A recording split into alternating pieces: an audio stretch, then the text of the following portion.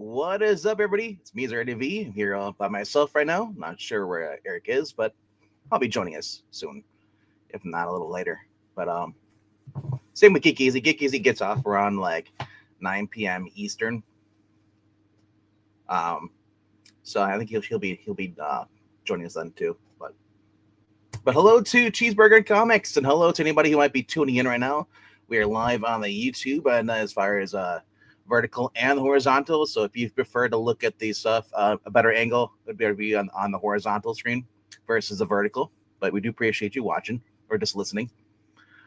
And yeah, I'm just gonna jump right into it, I guess. Let's get this going. Alrighty then. Domer? Who's Domer? Oh, are you making like a joke on the Jeffrey? It was a DAHMER. If you're thinking of the Hershey killer. Yeah. Anyway, so I have 9 books this week. Technically only 8. I have been collecting The Walking Dead. And hello to Eric. Hello. We are live right now. Hey, what's up? Not much. Just going over the books. All right. Starting it off tonight. I got The Walking Dead. This is issue 130 with a new cover by David Finch, paying homage to the Charlie Adlard one. So I guess on lines we were complaining like, David is copying art. He's a bad artist, blah, blah, blah. I'm like, shut up. It's called paying respect. This is the original art by Charlie at the back of the book. And this is David Finch.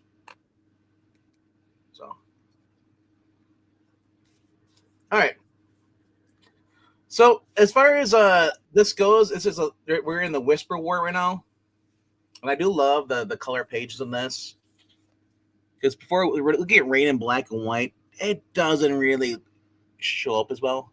But yeah, just having fun with this, and so if you've never read The Walking Dead and you don't can't afford the compendiums, you should have been picking up these issues. These issues are what's the price on these? $3.99, and they include little backup stories in the back. So yep, the small bites has been going on. It's been if you're looking for new content. As far as Walking Dead being continued, I don't know if Kirkman will do it, but he brought back Capes. He's doing the first 7 issues, releasing it, and then I guess someone else is going to take over and continue the story. Because Capes, I guess, only went for like a couple issues, and then it got canceled because he was too busy doing everything else in the Invincible universe. So I guess they're going to continue that. So who knows? And if someone else wrote The Walking Dead that's not Kirkman, I wouldn't be opposed to it as long as it's not like, Stephanie Phillips or what's her name? Kelly Thompson. I don't want that. Put a guy on it who actually is a good writer and actually knows what he's doing and has respect for the characters. Because I don't want to turn it into LGBT pride. Let's talk about this girl and how she's gay in the Walking Dead universe. No one cares. So, but number 8 for the new books is Scorched. Scorched brought to you by Todd McFarlane and Raymond Gay and Steven Segoya on art. See right here. This is cover A. This is by some guy named Randall. And this is only $3.99. Redeemer basically is trying to find something that was lost, and this guy he's dying. He knows where it's buried, so he says, "Hey, I'll take you to your wife. You're gonna die. I'll carry you, and since you're gonna die anyway, in exchange of me carrying to you your wife and son, let him take your last goodbyes. Tell me where the body is, so I can get what's rightfully mine." And of course, he keeps up his saying, and of course, because he's a Redeemer is an angel. There are also people who do have faith in angels, and the wife obviously thanks him for this. The guy ends up telling him where his stuff is. Uh, of course, there when Redeemer finds the cave, uh, not all is what it seems, and he starts seeing visions of his dead mom being haunted, and basically tries to attack him. it's a, yeah, and at the end, he wants to basically grab his the dead guy here has his necklace. That's what he wants to get off the guy. And meanwhile, we have Haunt, who's going after a false priest, basically who's basically sold out some people, and he's gonna basically confront him. And yeah, if you guys don't know, the Haunt is basically two brothers. One is a priest, and his former this is a former brother who died. They share a body, and they create this spectral anatomy called Haunt, which is basically like a venom symbiote, in a sense.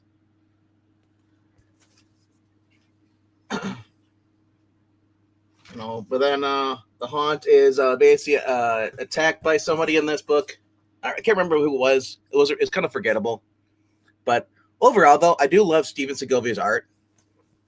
I'm not a big Haunt fan, but if you like kind of like a Spider-Man or symbiote type, character, who's kind of conflicted with morals, fighting against other monsters and demons, this is your book. Is that? Yeah, it's part of the Spawn universe. Scorch is basically the Avengers in the Spawn universe, made up of like a bunch of misfits, led by She-Spawn. Yeah. Still ends. Overall, not that exciting of an issue. The art is good. Clickbait. There's no She-Spawn in this whatsoever. It's basically a Redeemer story. Had they just put Redeemer on the cover A, you probably would have got the idea. But overall, though, I do like Raymond Gay's art along with Steven Segovia's. It does blend well, but you can tell the little difference when they draw in the faces. But like I said, it's a good book. And then the preview for this month, issue 49, more She-Spawn. Yeah, basically, for those who don't know the story, is that Spawn formed the Scorch, and then he abandoned them, and then of course they all basically kind of hate Spawn at the point because Spawn's been doing some stuff that's kind of like self-centered. But last issue of Flash Gordon with Jeremy Adams. It's issue 15. We get Evil Flash versus Flash. And it all comes down to basically getting into this cave, which holds the secrets basically of time travel or basically restoring Mongo back to its former glory. Because right now Mongo has been destroyed. That's what we were told in the beginning of this series. That somehow Flash was responsible for its destruction. So Evil Flash wants to get a hold of this thing.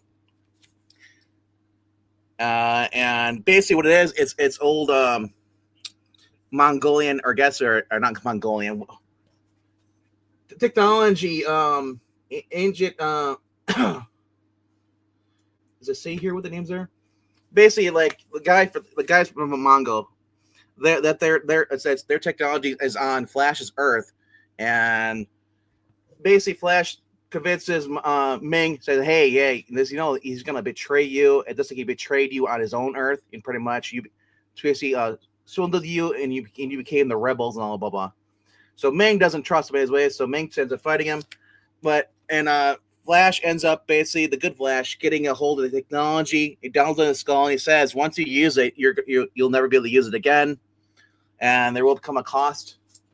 So Flash, having absorbed the knowledge, and Ming ends up killing the bad Flash. Mainly because he doesn't like working together. He was going to kill me regardless. So he's going to kill Flash. But Flash says, it's like, hey, I'm trying to save your world, restore your world. Don't you want that? And Ming doesn't care. He doesn't care at all. He's like, I killed one Flash. I'm going to kill the other Flash. But then the place starts coming down, collapsing. And Ming says he's going to fly out there with a rocket pack. And basically, Flash says, fuck that. He jumps on him. He says, either we're both gonna die, or you're gonna pull me out.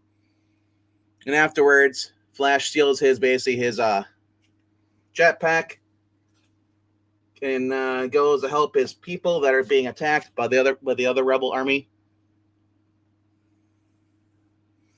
He ends up saving Dale, and at the end, he puts in a code or the technology of Dr. Zarkov, and he basically creates a time particle, or basically like be able to. He says, you activate the Unraveler. That's the device is called, the Unraveler. And he says, like, no, and Flash is like, no, I modified it so using this knowledge of the ancients to bring Bongo back before the Unraveler destroyed it. Knitting it back together through time. And Zarkov's like, impossible. It's like, no, it's possible. So at the end, Mongo is now pretty much reformed.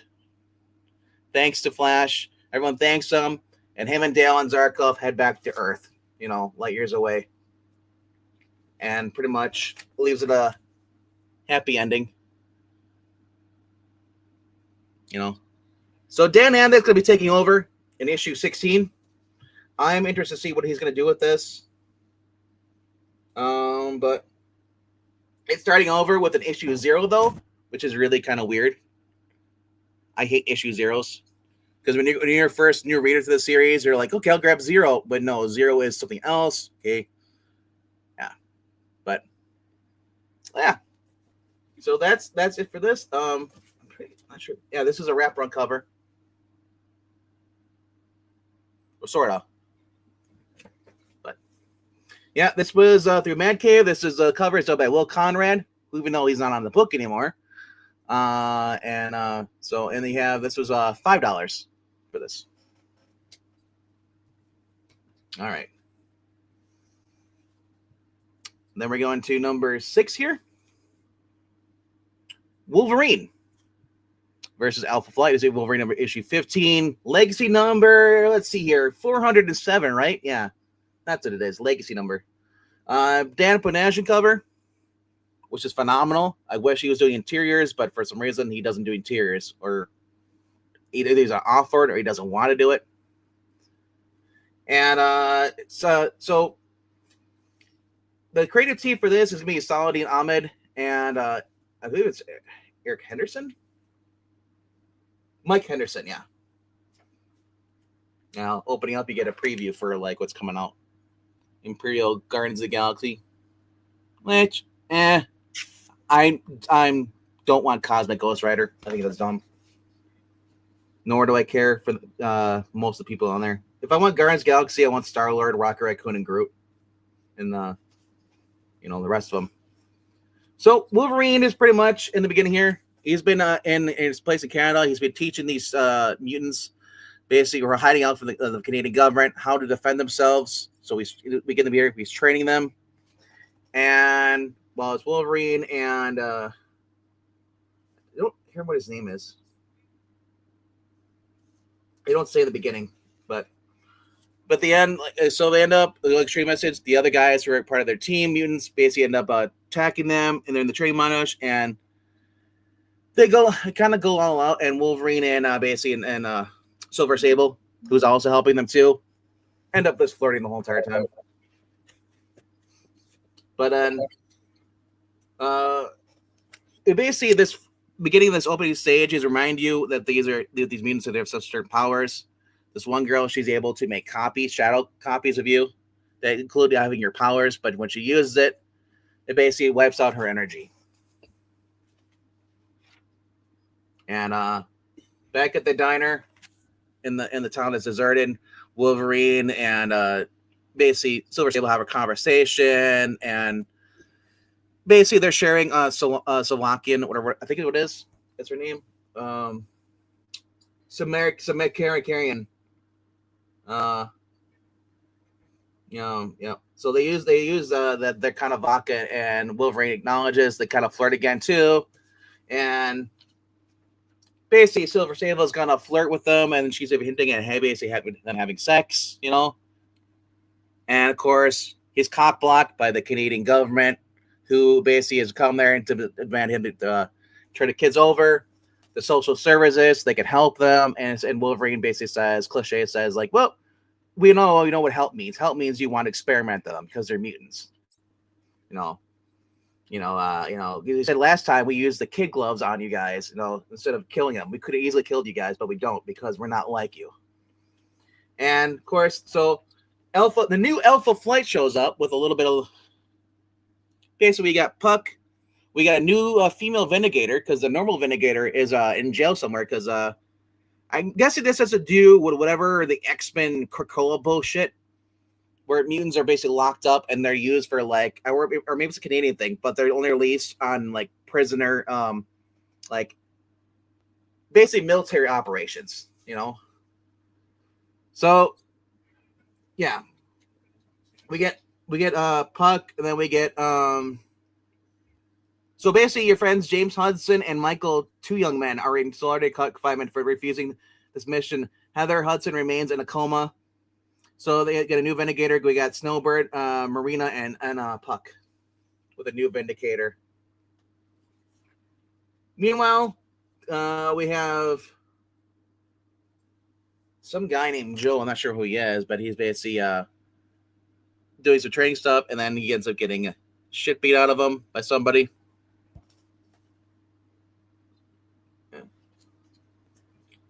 And turns out, well, they don't say who it is, but they go back to the encampment here, and it's just basically Alpha Flight minus the real Vindicator. We get Puck versus Wolverine along with Marina and Snowbird, and then we also have the female Vindicator going against what's her name, Silver Sable. And, of course, we get the classic cliche grr from Wolverine as he's flying up, and then he's taking on bad guys.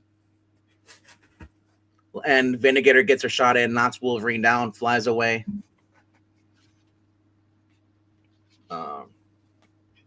Silver Sable steps in, fights against Vindicator, but then she easily dispatches Vindicator easily dispatches Silver Sable, which I thought was a little bit out of character, but I guess they're setting up for more drama.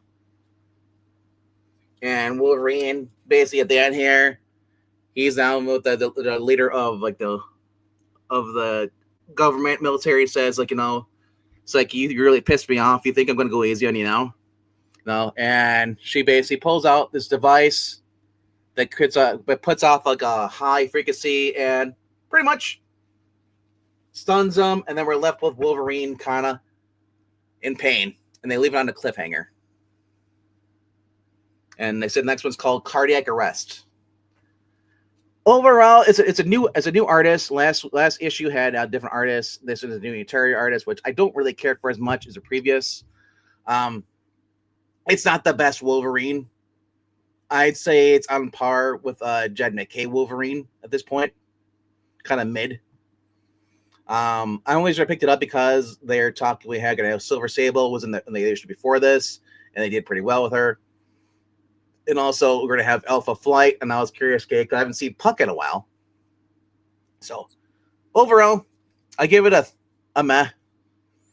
But I'm also being a little bit easier on it too. A lot of people would say like, "Oh, this is a complete rush." I know Doc would hate this, Breen, because it's so right on the character, probably. But I don't know. I think Saladin Ahmed's grown on me, but hey, I'm not going towards Roy North though. All right, going on to what are we on here? We're on our top 5 now. Top 5 books of the week. And hello to Kevin Jackson, Blade or Black Panther. Choose. I'd probably choose Blade because Black Panther's overrated. But even then, like I'm not. I like 90s Blade. I'm not a fan of whatever they're doing now with Blade having a daughter. And hello to Summoner. And hello to anybody else who might popped in. Hello, Sergio. What's up? All right. So number 5 this week is Army of Darkness with Archie. Ended up getting a variant cover. This is cover it's cover D. I'm not sure who the cover artist is. Oh, it says in here at all. But overall, if you're expecting now, those who've read like crossovers between like is we have Punisher and we have uh Punisher and Archie. It was a little camp with a little bit of. This is going a little bit towards the scale of gore with a little bit as far as Transformers. So this is not going to be like your kid's Archie book though. It does use the Archie kind of like art in here, and they're basically having a party at Reggie's basically his new lakefront house, and they find Archie ends up finding a secret room, and they go down it, and then it turns out they find the Necronomicus, and this Rumble the Rumble comes up, and basically there's a lot of Archie humor jokes in here, and of course, because Archie read something from it, Rumble comes up, a daddy comes up, and this basically kills Moose right away. So Moose is dead right in front of Midge. So if you're an pro Archie fan, you're probably not going to like this. It's a little bit more towards the Army of Darkness sense of humor, kind of Deadite, with Bruce Campbell. And yeah, so basically they're still oblivious to the basic. They're really just going on until someone's fist goes to the door. They're freaking out, and we get a flashback to a month ago. In the news store they come across, or basically, there's a dog or a toys. It's like a live plushy dog or Stormy dogs, and the girls want them. So Archie's basically his goal. Basically, I want to go get a job so I can earn money so I can get these dogs for Veronica. And of course, the job he ends up getting because he wanted to make money is with Ash Campbell. So, overall, I said like this has been a very camp first issue, but it's also to me it pays a lot of respect to the if you're gonna have Evil Dead and don't put the gore in there. It's not Army of Darkness. So I'm kind of glad they did that. I do like the Punisher one that had a couple of humor, but that was more they lean more heavily towards Archie stuff than it did Punisher. And so Ash basically was like, "Hey, so I know why you pretty much got a job here. All you guys get a part-time job here because you want to get these dogs." He's like, "Here you go. Here's 2 of them." He's like, "But I don't have enough money to pay for them." He's like, Ash is like, "Put them in your locker, keep them there for about a month when you can pay them." He's like, "Is that legal?" He's like, "Sure it is, as long as you pay for them." And so Ash ends up basically telling him a story or actually, hold on. Does it pass it up? I think it passed up the story, yeah. Ash tells him a story about. Oh, hold on. Maybe.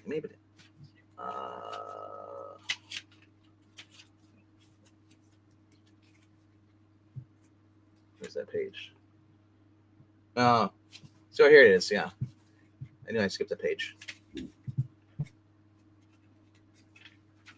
Ash ends up telling him about who he is, the whole story of Army of Darkness. For those who didn't watch it, a brief summary of it.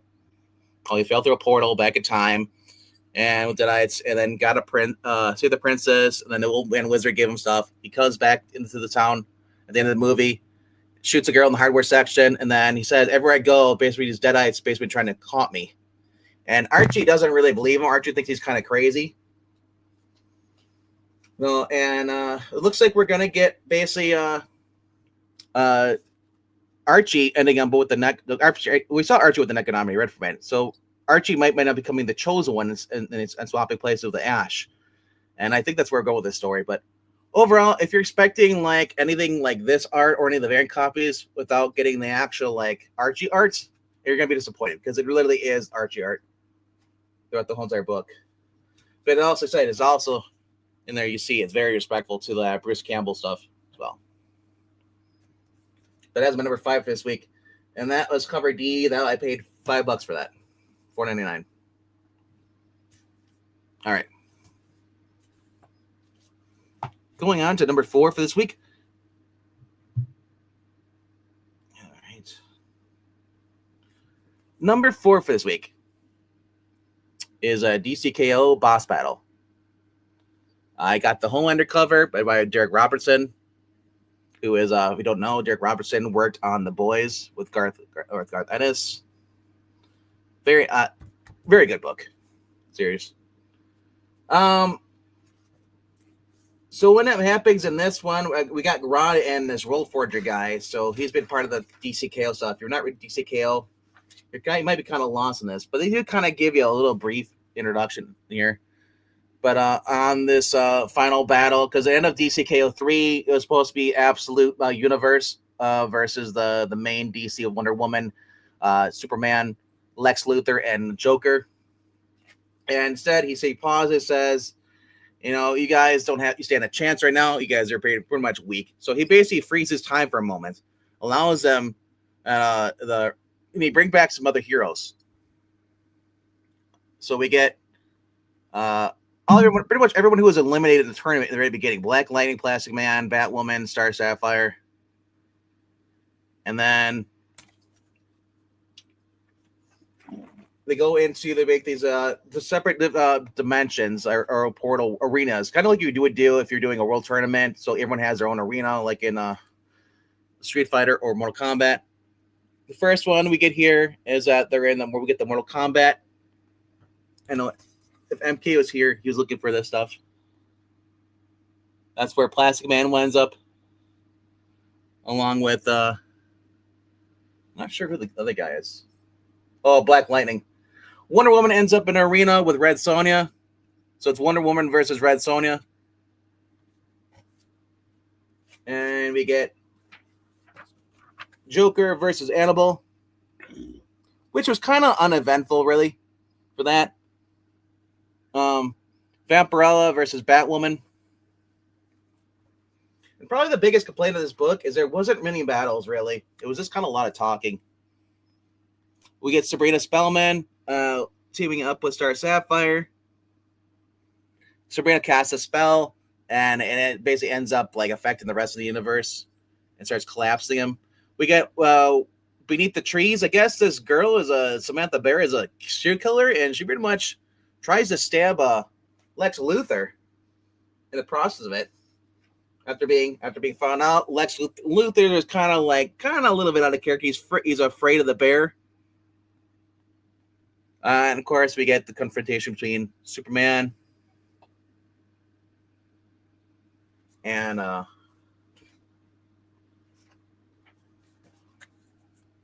Homelander.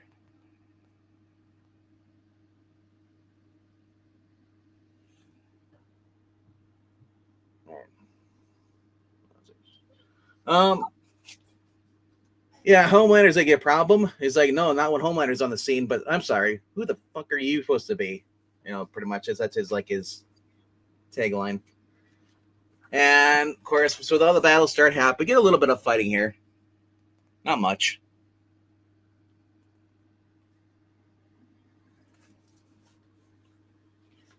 What's up, Jay?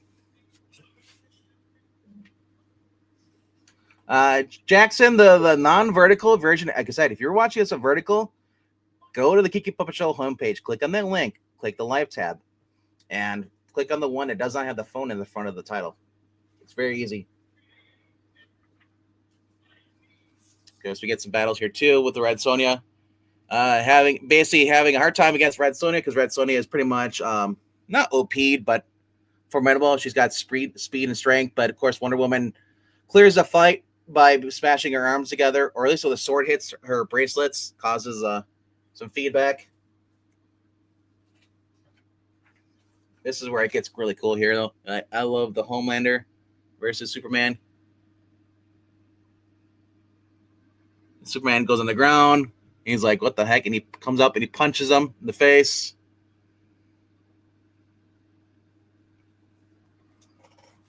Yeah. That's actually one of the most talked about things online is who would win, Homelander versus Superman. Some people say, well, of course, Superman easily. Well, if you're going Superman, if he's from like Golden Age or not Golden Age, the Silver Age. Silver Age was a god. But the world basically are starting to unravel, as World Forger says here. It's like, something's happening. And it's tea time with exactly that's how I felt, Breen, about this. You have Annabelle with Joker, and the Joker getting upset because the doll basically won't talk to him. You know, he feels threatened. We get the basically everything's collapsing and everything, and at the end here, everyone's now in the same arena, and now we got this cool splash page.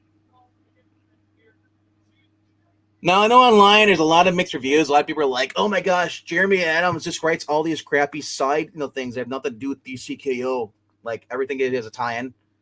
And I'm honestly, if you mad at him for doing this, DC.KO is basically a bunch of nothing. It's all it is Fortnite that you're not playing. You're watching somebody else do it on art, and you're overpaying for it. But I mainly got this because I wanted Homelander versus Superman interaction. That's what I wanted it for. At the end, basically, World Forger sends all of the other people back to their normal realms. Sabrina, the bear, and Red Sonja, Vampirella, and all them, and back to their own realities. And what he does, he uses whatever their power they had from the tournament, and puts it into them and charges them up. And so basically, now that they're now powered up, now that he says now you'll be strong enough to go against the absolute universe, which is basically going to be in DC.KO 4, which we all knew. And that's all this is. This was basically hyping up DC.KO 4. If you thought it was going to be something more than that, you missed the point. That's the whole point of this book. Every tie-in is supposed to hype up the main story. At least that's what it's supposed to be. But, yeah, World Forager is the guy's name. Right. We must really want to be here, or we're bored our minds. Oh. Jackson, I never invite you here. You just show up because you love us. Because you want to talk about the weather, man. All right. Number 3 is Knightfight. Like father, like son. This is the 4-4. Basically, this is probably the most interesting Batman story I've read in a while when it comes to the new stuff. Basically, Bruce knows this is the hard apocalypse, basically testing him, and now he's living in a Gotham that Damian pretty much made safe. Gotham there's no more crime. He basically cured it, basically, and Bruce is basically living as a grandfather. And he kind of feels guilty because he knows it's a test, and he knows he's going to have to fight Damian. But he also wants to give in and just stay there with his grandson, whose name is Damian named his son after Alfred, R.I.P. And yeah, and of course we get this dialogue in here in the blank and all here. It says, remember, this future is not a gift, Batman. This is not the end of your story. You tried to cheat to win and must be punished for it. You don't get to just live here and be happy forever. You must fight. You must fight this world. You proved to me that you are worthy to return the tournament, that you might be a champion and worthy of being the King Omega. Because that's the whole point. They need a King Omega who can go against Darkseid at the end here. And I got a feeling it's going to be Batman. But so we get Damian. He's all grown up now. And he brings in the rest of the group. Everyone. And they all know that's not their real Bruce because their Bruce is dead in this universe. He's buried in the grave. And they said they're all going to work together. And they said, regardless, we want to make the best of us. We got a second chance, even though we know we might be fake. It's a second chance, in a dream of living in a peaceful Gotham. So in this universe, Jason Todd is married to Ravager, aka Deathstroke's daughter. They even had a kid. He's on here. Yeah. Apparently Barbara's still with Dick Grayson. You got Jace Fox in the background. Stephanie, and then we have Cassandra. And so Dick proposes, we're gonna, the heart wants you to take me down to fight together. You spent years teaching us. You think an old dog can learn some new tricks? and Bruce basically spends the rest of the issue basically planning what he's gonna do and how he's gonna basically fix all this. And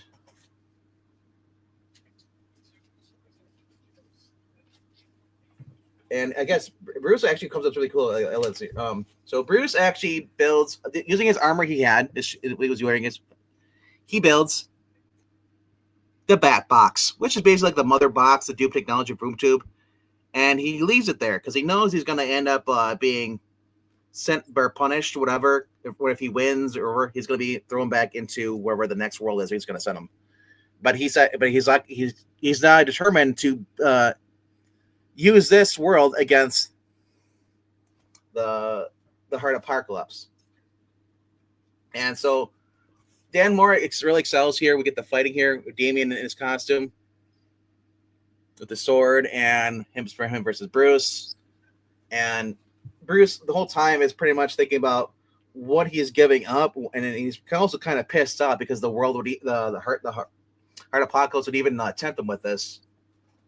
And at the end here, he's like, the Heart wants him to kill your son, kill Damian, and Bruce doesn't want to do it. But he ends up,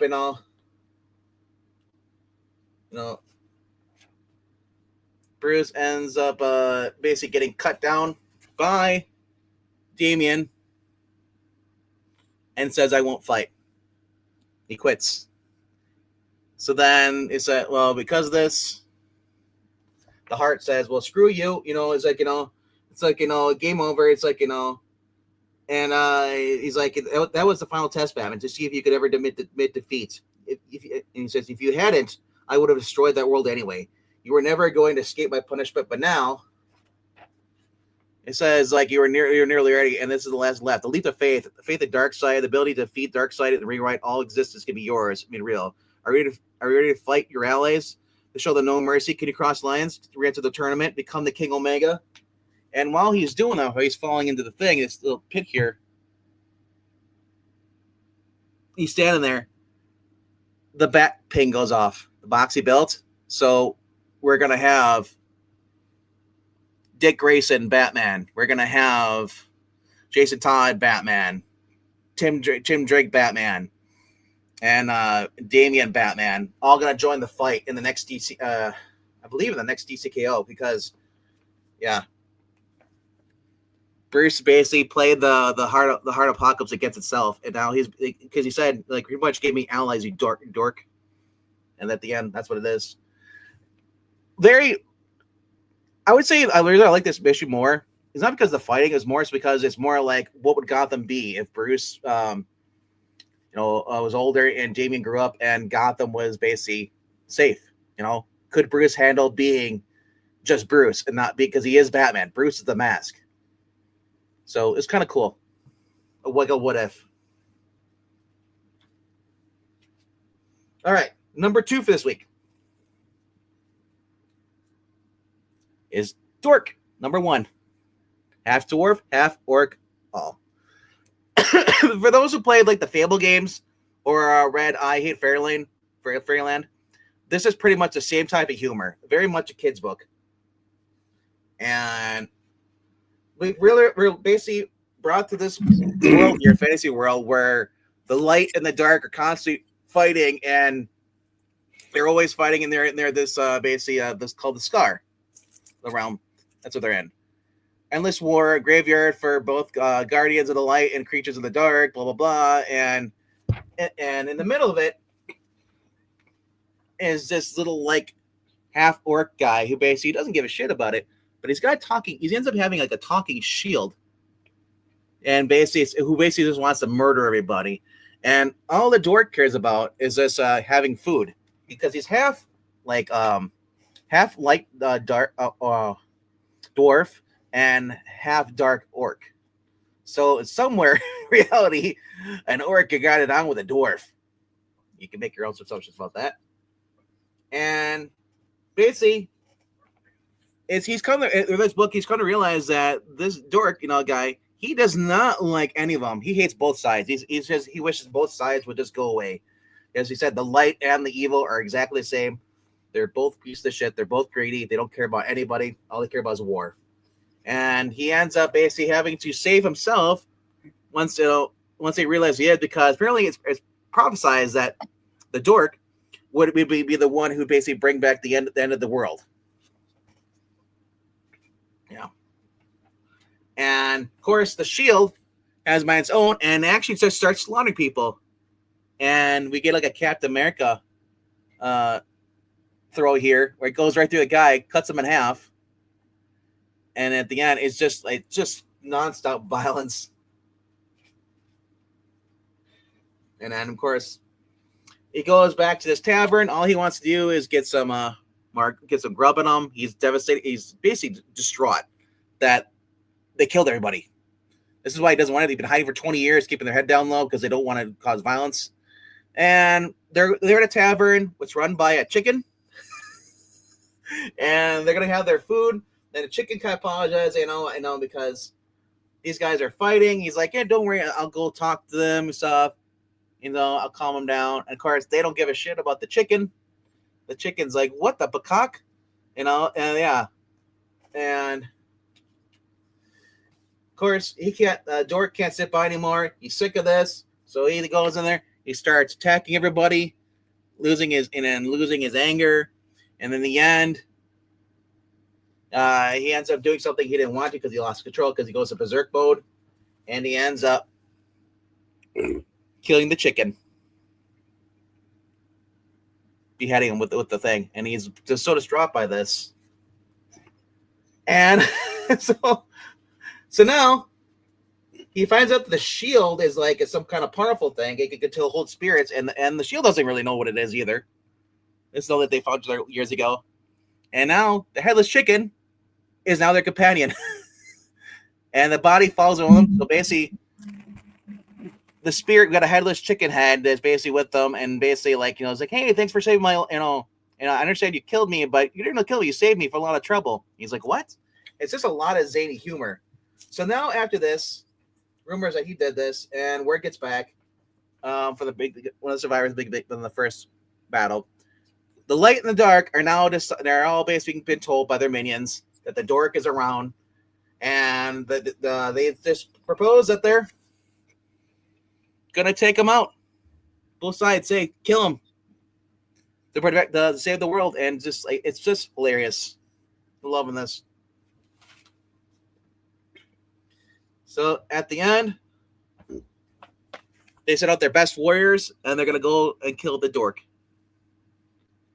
It's just zany, stupid, fun humor. Just having fun with this. There's a back cover on here too. Yeah, I definitely recommend for being a strong first issue. Now, like I said, a lot of people really didn't like because there's fart jokes in here. In the beginning, the guys are eating like a severed. They basically killed a unicorn, and they're singing a song about these are the orcs, the dark elves, whatever. They're singing a song about eating the meat and killing things, and this you get a dead unicorn head, severed head, and the tongue sticking out, and they're just eating chicken wings stuff, or not chicken wings, but like drumsticks that they got from the horse. Very fun book. And that was by a cover Brett Bean. Brett Bean is the writer, and then on here it is. Let's see, here it is. Jean Francis Bellel is the coloring. So Brett Bean does the story and the art, and it gives you like a beginning here, a map of the whole entire place. So it's basically good versus evil. Have been basically fighting for balance. Get you there for a while. Jay, you'd love it. It's fun. This was only $3.99. It's through Image. Yeah, I'm glad I took a chance on this. Originally, I saw him because I'm not a big fan of I Hate Fairyland, but this was a fun book. All right, number one book of the week though is no surprise. Teen Titans Go. Love is in the air. That means one thing. Robin is going to try and propose to Starfire. You know what's going to happen. And as they're basically, first they start off, they're looking for Raven's, like her bluish, the joke is like she has another cloak that she can't find. And they're like, what does it look like? It's bluish, purple, or bluish, gray, I think she said. And like, isn't that the one you're wearing? He's like, not this cloak, the bluish purple one. She says, like, she's like, maybe I left it in Starfire's room. She opens up Starfire's room here, and of course, everything falls out of here, and it's just what you expect from Teen Titans Go. A bunch of Robin plushies, and they're all saying, like, this is kind of a little bit overmuch. He's like, yeah, don't worry. It's all, and he's like, I'm being subtle this year. He's like, subtle. Last year, you were covered in chocolate and tried to, like, kiss, Starfires, And he's like, and I love how he says, he's like, and Robin's like, it would have worked if someone over there wouldn't have tried to bite me all the time because they thought it was nugget filled. And like, and of course, you got Cyborg. He's like, how should I know that you didn't have a creamy nugget filling? So this year, he's going to take her to the Cavalier Cave of Love, a former Batman villain, the Cavalier, and basically teach him how to do romance stuff, and then he's going to do that. So Robin shows up. He takes his clothes off. He's now dressed in a Cupid outfit, underwear. Raven pretty much says what we're all thinking, like, what the hell, dude? And he's like, yeah, I'm going to shoot her with arrows, and she'll be mine forever. He's like, dude, you're going to shoot arrows at her? He's like, yeah. He's like, you know what? You're right. Because that reminds me too much of Speedy. I probably shouldn't have done it. I shouldn't shoot her with arrows. And the Raven's like, of course, yeah, that's the reason why you shouldn't shoot people with arrows. And of course, so they're trying to hide this from Starfire, but of course Starfire ends up showing up, and then Robin gets buried by his plushies. And they find a box in here. In the box, the present, they don't know who it is, but it opens up, and it's for Secret Admirer. Robin's getting jealous, of course. Thinks it's for Starfire, but it turns out it's not for Starfire. There's a little demon plushie in there, which they're not sure what it is first. And they're thinking, well, maybe it's for Raven. And Raven's like, can you please do not touch me when you're only wearing a diaper? It's really gross. And basically, Robin ends up putting his pants back on. Because he says, like, because a flame of heart disappears in the middle of the room. And he's like, and just there's a lot of one-liner jokes. He says, like, only good detective wears, put pants on, very good detective. And he's like, oh, that's what it is. And there's a lot of just one-liner gags where Beast Boy ends up putting out the flaming heart with, and like, he basically sprays them, and they're like, where do you get the water from? And basically, he's covered in all spit. And at the end of this, it turns out that the plushie is a real after Robin steps on it, and they find out that it's like his name's Kenny. Kenny is a guy who works for her father, and he's basically he says that he's pretty much been infatuated with Raven. He's like you should also know that Raven is amazing, and of course Raven's kind of blushing a little bit too. But he's basically like, I've always been shy to say anything to hide to her, and they're all kind of making like kind of jokes, like Beast Boy sings a song about kissing Raven in the tree, and then he gets an anvil on his head. A lot of zany humor.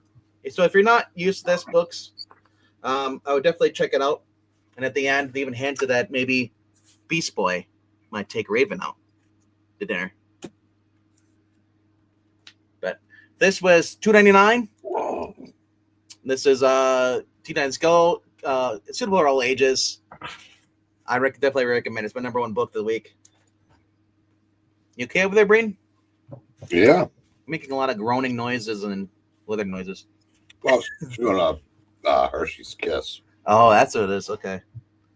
But that's all I got for the books this week. Going to questions. As we got here,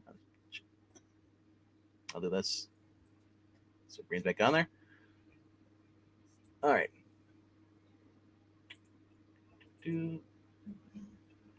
All right. And you have here, it says, as someone who's read or reads Batman across different decades, how does it feel when all these versions show up together? Does it enrich the story for you? And do you think these are new readers experience a difference? Well, these versions of were all part of this whole entire run. There was no Jason Todd Batman before. We've had a Dick Grayson Batman back in the day when Batman was supposedly killed by the Omega Beam Blast from Darkseid, but turns out they sent him back at the time. So Dick Grayson took up the mantle, and I believe Damian was That's a will the very Eric Green.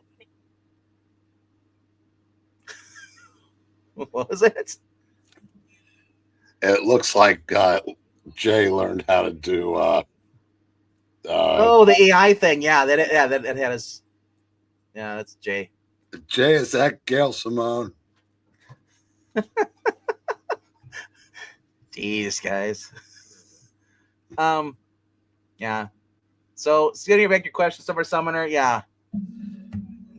So these are all new characters for this. As that Damian Wayne being grown up, being Batman. That's never happened before, not that I'm aware of. I think it was only in like Grant Morrison. It was like it was called Hellbat or something like that. Where they had a version grown up with Damian, but that wasn't like it turned out to be a clone or something. Can't remember what it was. That his mother had basically advanced aged. But overall, though, they said very fun issue. Josh Williams is the writer of that. If you don't know Josh Williamson, who's been writing the Superman, also been over on G.I. Joe over at Skybound, and also started last week his not Avengers, but his Iron Man #1, which I believe that. But don't hold that against him. Well, why? Why would I hold against him? It was a great book. It was a good book. Really. Just because you and Wes don't like it doesn't mean it's not good. Yeah, it does. Bunch of haters. Couple haters over here. No, I told you what was good about it. I told you what wasn't. As far as her being a villain, she's been a villain. Mystique, or not Mystique, but Black Mask in recent years. So that's nothing new for me. I have to say something. Go ahead. Maranya, cover your ears. Jay.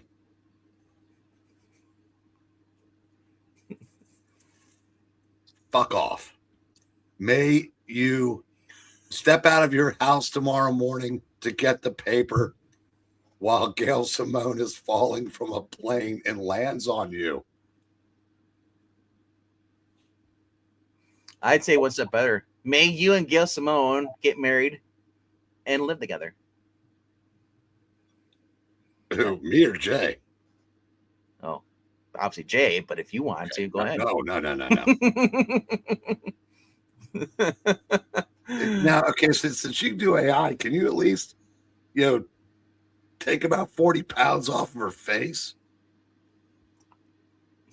Yeah, with Ozempic.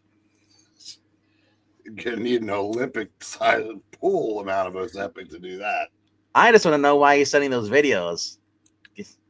That's my question. So, well, you were.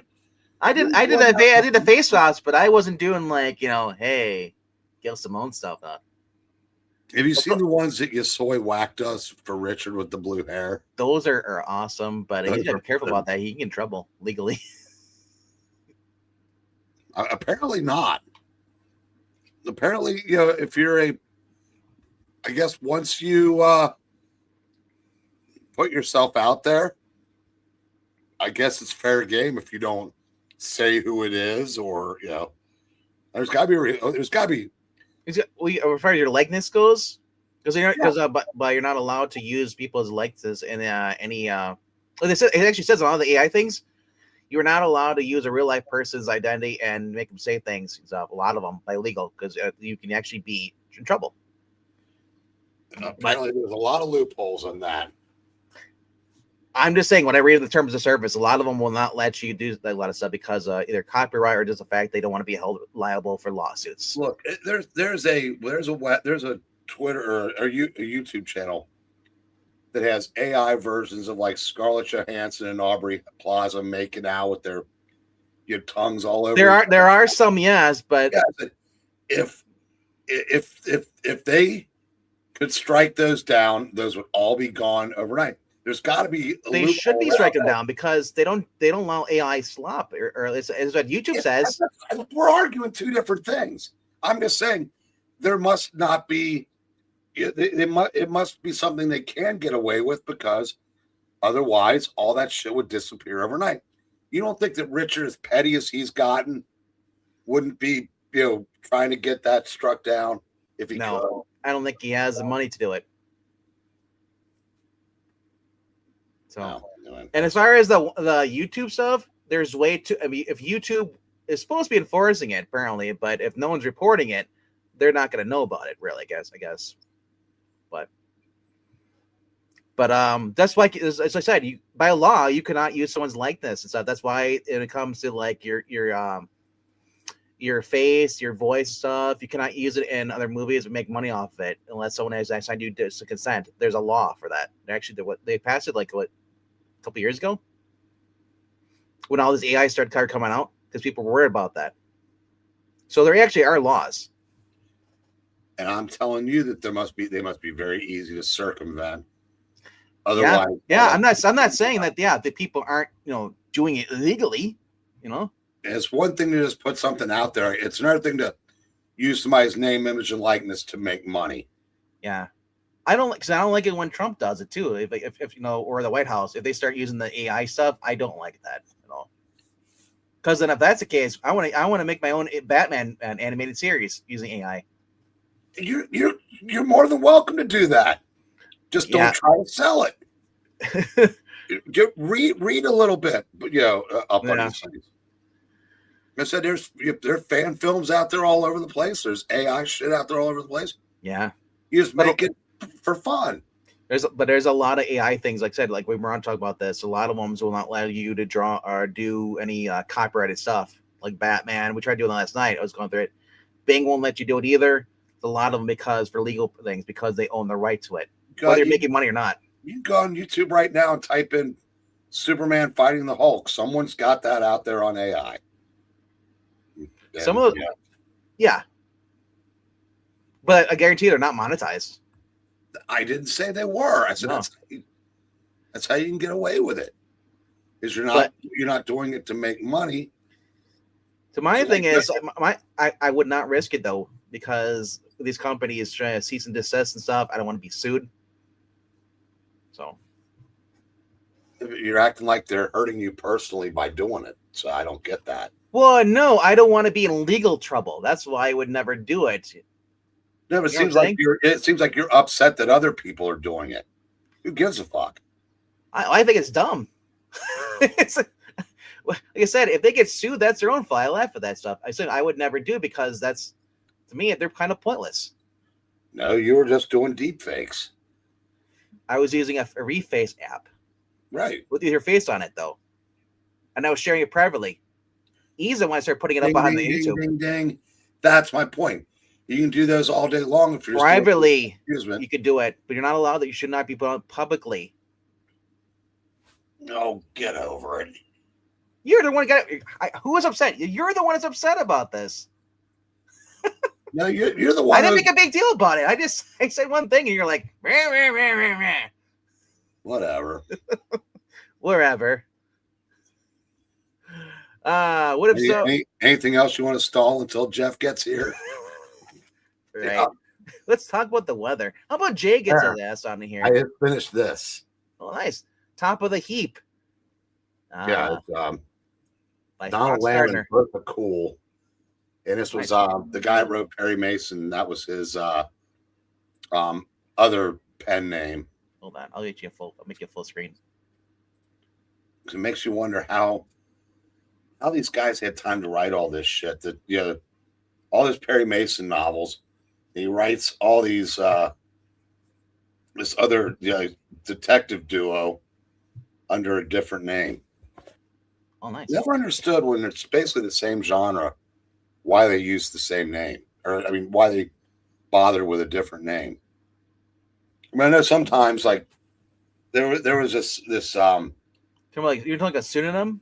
Yeah, but I'm saying it's one thing I can say if you're a guy writing romance novels, you might take a female pen name, because if you're writing a book like Smoldering Love in the Rockies, written by Chris Jerky, it may not fly off the shelf. It's funny you bring that up because that was Mick, Legend of Tomorrow. He was writing romance novels, right? But he was using a fake name. Yeah. I guess so, because sometimes they sell better if you use a name. I get that if you're writing a different genre, but basically Donald Lamb and Bertha Cole, the detectives in this, Yes. could have worked for Perry Mason. It is the exact same kind of book. So why not just write that under your real name? I don't know why if it was for like tax purposes. Could have been that.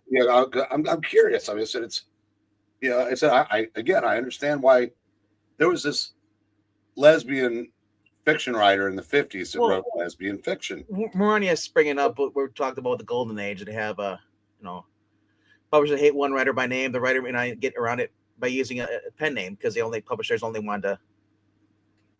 No, I understand all that part.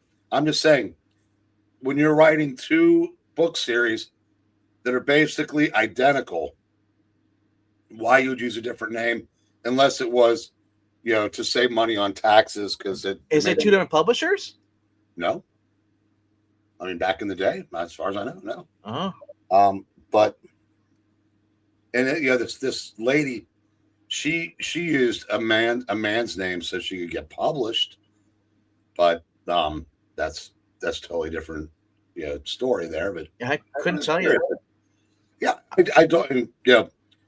Probably nobody left to ask because everybody involved is long dead. But I mean, there's nothing controversial in it. I mean, like you're writing something that might be like, hey, this guy is very vulgar, like completely G-rated.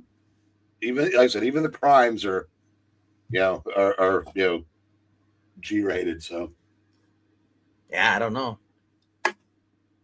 Different companies, yeah. I mean, but it's the same company giving him the same royalties. We're gonna start the jury tonight. Yeah. First Mike Hammer book. If it's the same company, same publisher, I mean, like having 2 different names, maybe he let somebody else ghostwrite on that name. If he did, it's the guy knew exactly how to write like him because the writing style is even the same. That's interesting. Yeah, I wonder if that information is anywhere because I'm just curious as to why. I mean, Wikipedia maybe have it. There's a lot of writers used there's a Donald Westlake and another famous writer. Shoot, I know the name. Is that they combined to form an identity called Sheldon Lord, so they could write lurid lesbian fiction in the late 50s, and they didn't want it getting back to their names. Yeah. Well, I said there's nothing in the Donald Lamb or the Perry Mason books that you would be embarrassed by. So that's why I'm curious why there was an AA fair. I'll look up Donald Lamb, see what it says. Maybe it isn't there. Well, I know what I do. Maybe.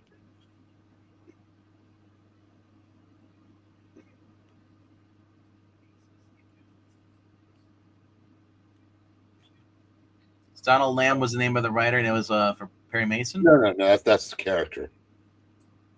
What's the character? What's the writer's name? The writer's name. The guy who wrote the Perry Mason books was named Earl Stanley Garner. Let's see. Earl Stanley Garner used the pseudonym A. Fair for his Cool and Lamb detective series to avoid flooding the market with his name while already publishing numerous Perry Mason novels. Okay, that makes sense. Yeah.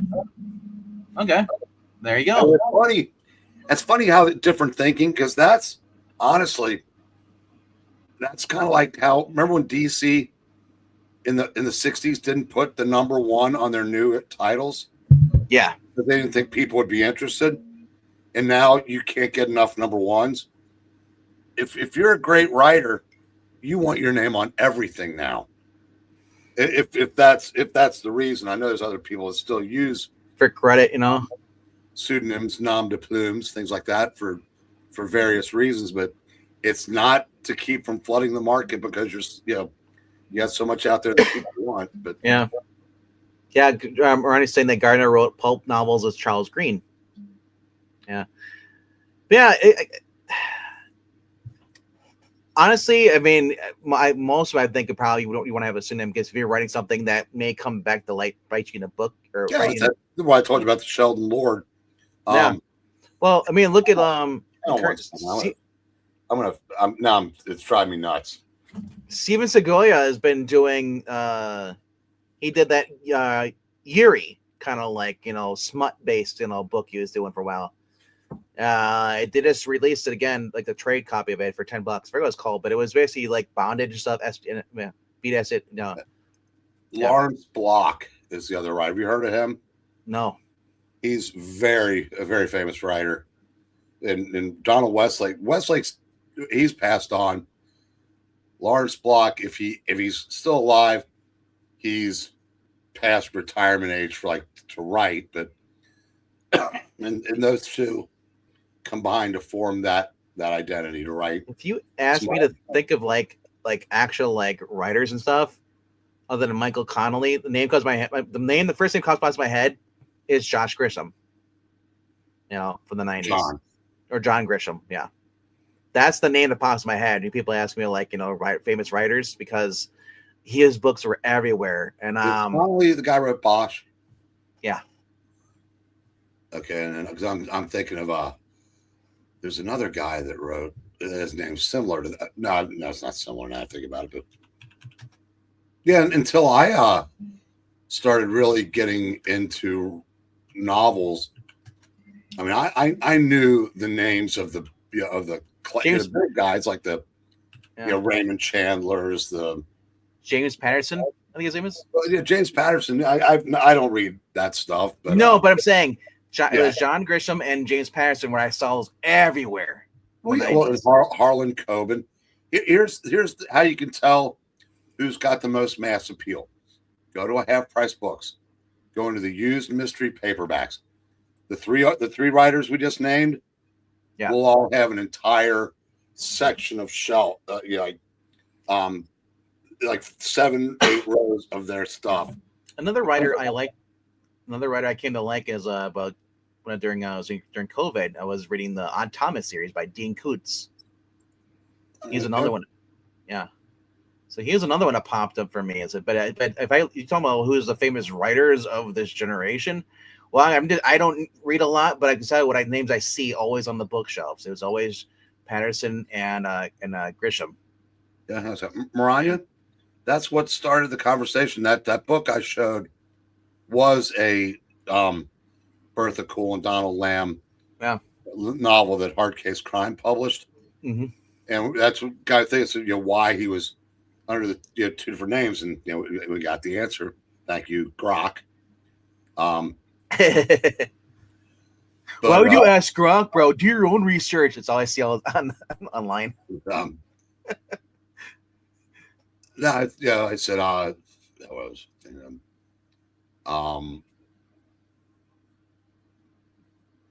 I forgot what I was gonna say. No, well, couldn't have been too important.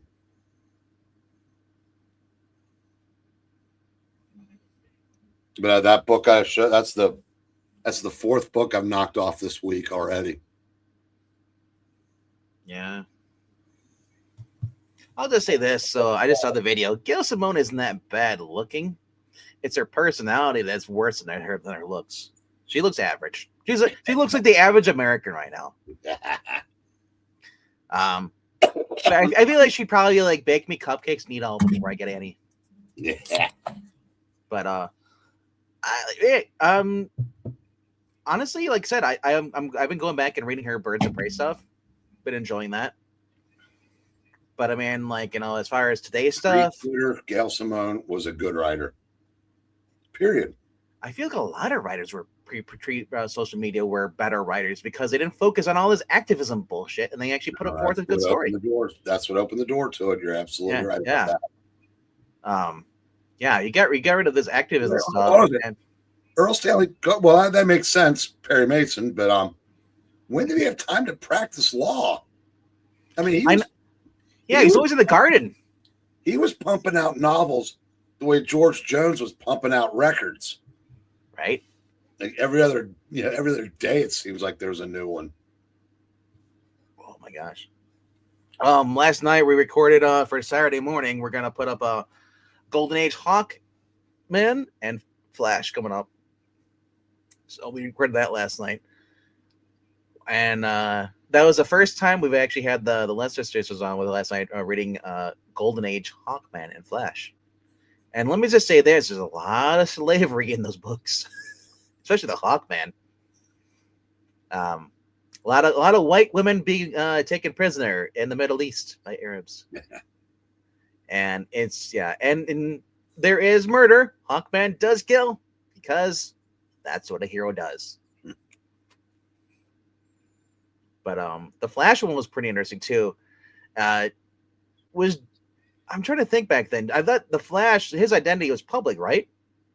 Jay Garrick, because he never wore a mask, and unless he blurred his face. I don't think that's a good question. I don't know if he has secret identity or not. Because in this issue 6 of the Flash Comics, Jay Garrick actually ends up. You notice that these racers are getting. There's a gambling racket going on. So these track field guys are basically being drugged on their shirts, and then they're losing the race. And so he ends up joining one of the contestants and basically runs these guys out. He basically runs the race using his speed powers, and making everybody like spit their coffee out in the booth up there, calling the sports. And it was just interesting. Like, okay, now Jay, nobody knows you're the Flash, or you're. It was funny. Hey, he's finally here. Hey, what's up? Stalling our asses off. Yeah, sorry. I just, and of course I have one book because for some reason now Lunar isn't getting our stuff to this comic book shop. It wasn't just Diamond who didn't do it. Now it's Lunar. It's not like the shop screws up and doesn't get stuff. Yeah. Right. Okay. My normal shop is getting all their books in finally. Since they got it all straightened out, they're ordering everything, so it's been wonderful. But I did get one, and that would be Ripcord. Okay. It is a Colin Bunn book. I think you've shown that before. Is it a new number 1 or is that a? No, I just got that yesterday. No, I meant is this a new series for you, or did you have Ripcord? Okay. Yeah, it's a number 1. Hold on, I'll let you make a full screen there so you can. Sorry. That's okay. Let me make it bigger. Okay, I can make a couple jokes that I won't. But let me get this out of here so we can. When we whip this out. Excuse me while I whip this out. One of the greatest movies ever, but the funniest movies ever, by the way. I still like the silent movie they did with Paul Newman is in there too. So basically, it is pray for us on the wild side. Ripcord. The drug known as Ripcord has become the scourge of the world. It's extremely addictive and doesn't just alter your perceptions. It fundamentally alters who you are. Ripcord orders. Ripcord. Damn. Users have their whole bodies taken over by the substance, and it transforms them into mindless, frenzied killers who want nothing but to destroy. And then it takes this makes every place in the drug has grown popular dangerous. Okay, then Dylan, that is the main character. She's one of thousands of people she's out looking for her sister, and it is so is it like the Crazies? Haven't seen the Crazies, so the original Crazies. You didn't see that where there's like something crashes and then this town the water supply and they start going like nuts and becoming more like unhinged. Yeah, I guess, but this takes place in Australia, so the art isn't super great, but in a lot of his books they aren't. Yeah. So this is the first page where it shows majority of modern books are like this. DC, Marvel, or all Tumblr art. But this is Ignition Press, and so Ignition is not exactly,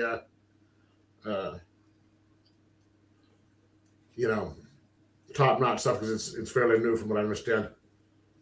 And so she comes up to this little place, and she looking for, it's like a gas station, and she's looking to use the bathroom, and she shows a picture of her sister and says, "Have you seen this?" The guy's like, "No." And she wants to use the bathroom, and the guy's like, "Oh, sure, we're just paying customers, but in your case, I'll let you do it." And of course, you can see what did they get that? What they wrote on the can, the thing right there, the key. And so she goes in there, and it's the typical, gas station type bathroom. And of course, the guy's peeking in on her, so she sticks him in the eye. And then here comes the Satan's something bike gang, and the typical bike gangers are going to try and take advantage of her, and she's not going to have it because she's looking for her sister. Takes off, has memories of her and her sister, and we have some wolves out there going, "Hey, we're gonna go after you." And then the bikers show up, and there's a huge fight where at first she's getting her ass handed to her because it's like 4 or 5 on 1. And then basically she starts getting the upper advantage, and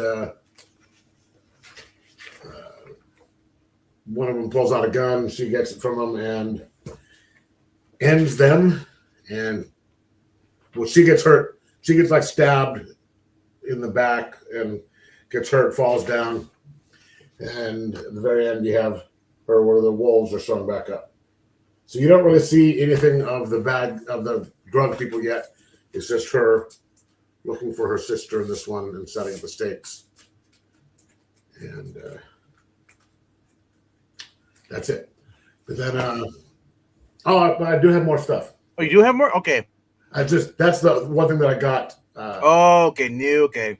But I got a couple things in the mail for you say ripcord. The first one pops in my head is, okay, it's a drug that these extreme junkies are taking, and it's making you unhinged. That would have been a better premise for that story. Yeah, pretty much. But I got this. I promise.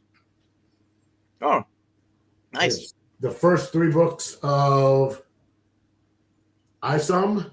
Somebody in our group was asking if anybody was actually buying those, and I said, well, I haven't been buying any, but I'm not getting the singles, but I got this, and ISOM is pretty good. Yep.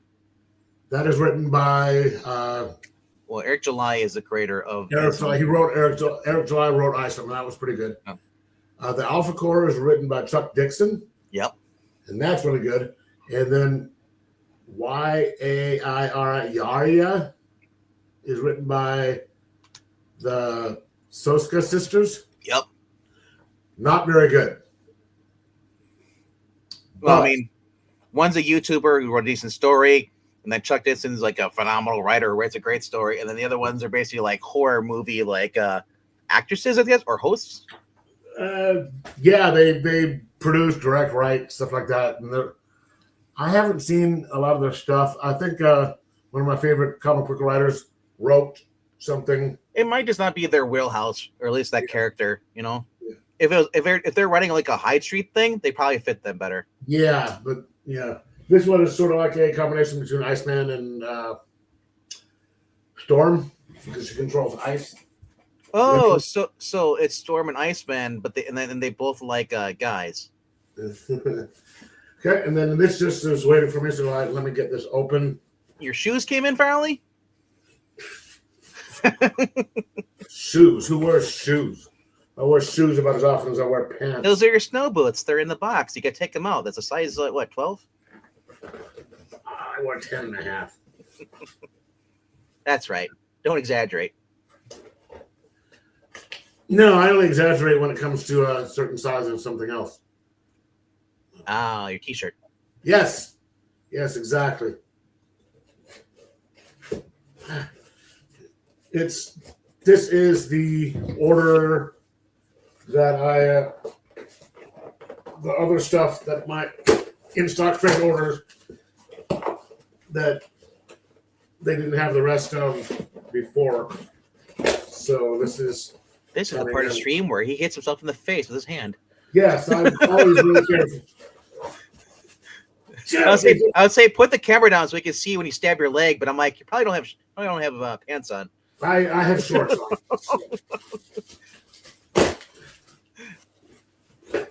Sisters had a popular run on Daredevil. I did not know that the Soka Sisters did any Daredevil books. They did? Oh, I guess they did. That's news to me. That's I said, that's all far right from Marvel. Okay. And this is the rest of my in-stock trade order that didn't come in from before. So just take that knife away so I don't stab myself with it because that'd be bad. Okay. It'd be great content. I can just replay instant Titantron. Okay, so I have like crap, Breen, what do we do? Get the popcorn. Eerie number 4. 18 through 22? Yep. Or the 14 through 22? Eerie number 8. 37 through 41? Yep. And I guess this is the last one because it is 11. It is double-sized. Number 11. It is 52 through 60. Cheeseburger, what was their run on Daredevil? Are you talking about the comic book? Or are you talking about like the show? Yeah, number 13 came out this week. Really? Yeah. So why would 12 be a double-sized issue if it wasn't the last one? I don't. Maybe they published 11 and 12 together. I don't know. Because I have 11 and 12 in hardcover, but I think that's the equivalent of what you has the equivalent of 2 of those. And have you ever heard of T-shirt hell? Heard of what? Is that a website? Hell? No. Is that a website? I've never heard of it. Search from? No. I only know Redbubble and a few other ones. But, so they must have did that. I guess their Daredevil run was probably before Zdarsky's on, because I didn't. After Zdarsky was Saladin Ahmed. I don't think it was the regular series. It might have been a mini series. I think it was a mini series. Was it a mini series? Okay, yeah. I'll have to check it out. Okay, so I have 2 shirts that I just got, and one of them, this is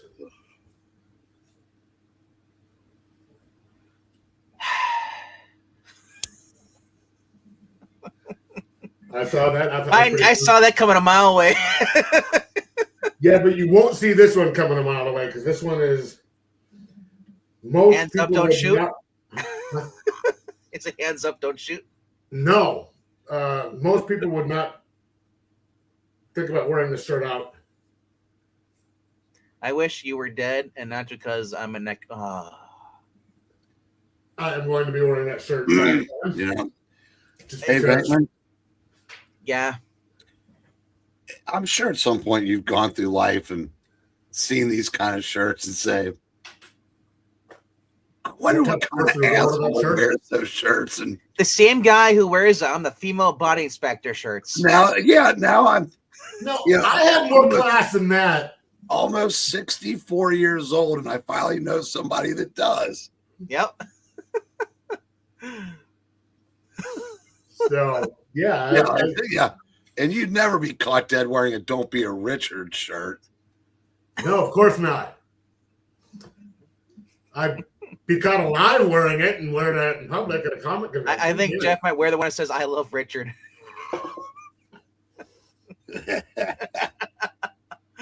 All right, is that it? Okay. Yes. I actually had a shirt. I don't know where it is, but it says "Durable Rights."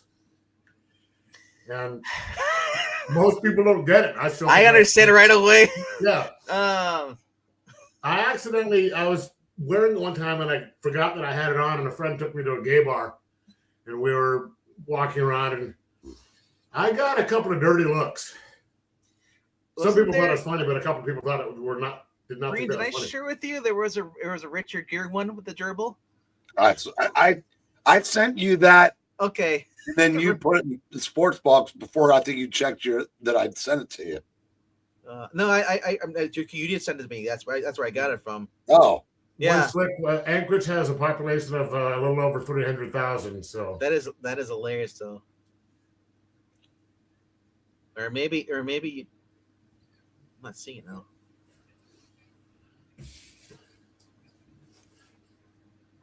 Oh, that's what it was. Yeah,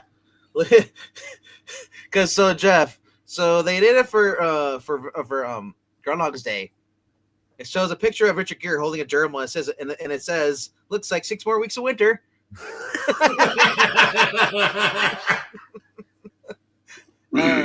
Black Widow. They wrote. Okay. He's in Alaska. Oh yeah, we're really gonna see it. That's what it was. The Black Widow. All right. It wasn't Daredevil, but yeah, because I'll say there as far as Black Widow, there's been a couple different writers on there, but never really like ongoing. There always been like miniseries.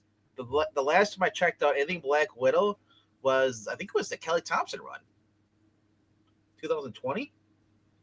I don't. Black Widow probably can't sustain a long an ongoing anyway. Well, it's because they don't have good writers. If you had someone like Chuck Dixon on there, or even Mary Jo Duffy, that book would be selling. Oh, speaking of a new series, I already called my LCS and told them I want this on my pull list. There's a new Firestorm series coming out. Firestorm, really? Yes, the Ronnie Raymond version. So, I've always said if they really want to sell Firestorm comics to DC, have a Palestine and a Jewish man form Firestorm, and it'll sell. But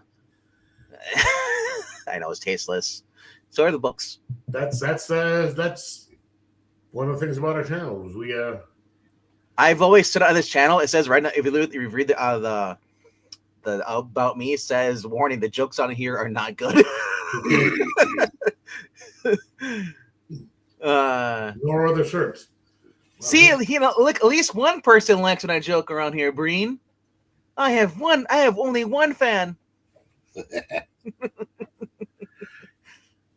Zach loves it when you joke around. I like having Zach on the channel. Zach he is. As much, I give him a hard time, but that's, it's my military in me. The more you bust someone's balls, the more you like them. Well, I never touched Zach's balls, but sure, I'll take your word for it, though. It says too far away, for different states and stuff. But no, I guess I miss having Zach on the channel. Zach likes a lot of books, just like you. You like books that we specifically aren't going to read. You check out. You're kind of more like the indie guy. Zach is more like he's more into the DC kind of the cosmic kind of stuff. So we get a little bit of Ryan North and and a whole lot of DC JSA stuff. Like that's why you don't see the JSA books on here, because I dropped the title by Jeff Lemire. I thought it was dreadfully boring. Zach liked it, and I know some of you are in the chat probably liked a lot of books that we're not showing here, and so that's why they're not on here. I mean, not because I just don't like them, so I'm not punishing you guys by saying I'm not going to buy the books. That's what I mean. Hey, Cheeseburger, I wanted the Thundar too, but that didn't show up. That was one of the ones that didn't show up. Yeah, the Thunder the Barbarian did not pick it up, but I did see it coming out. But Archie Armor Darkness was fun. Now, like I said, it's not really if you like the Archie Punisher, you're expecting that.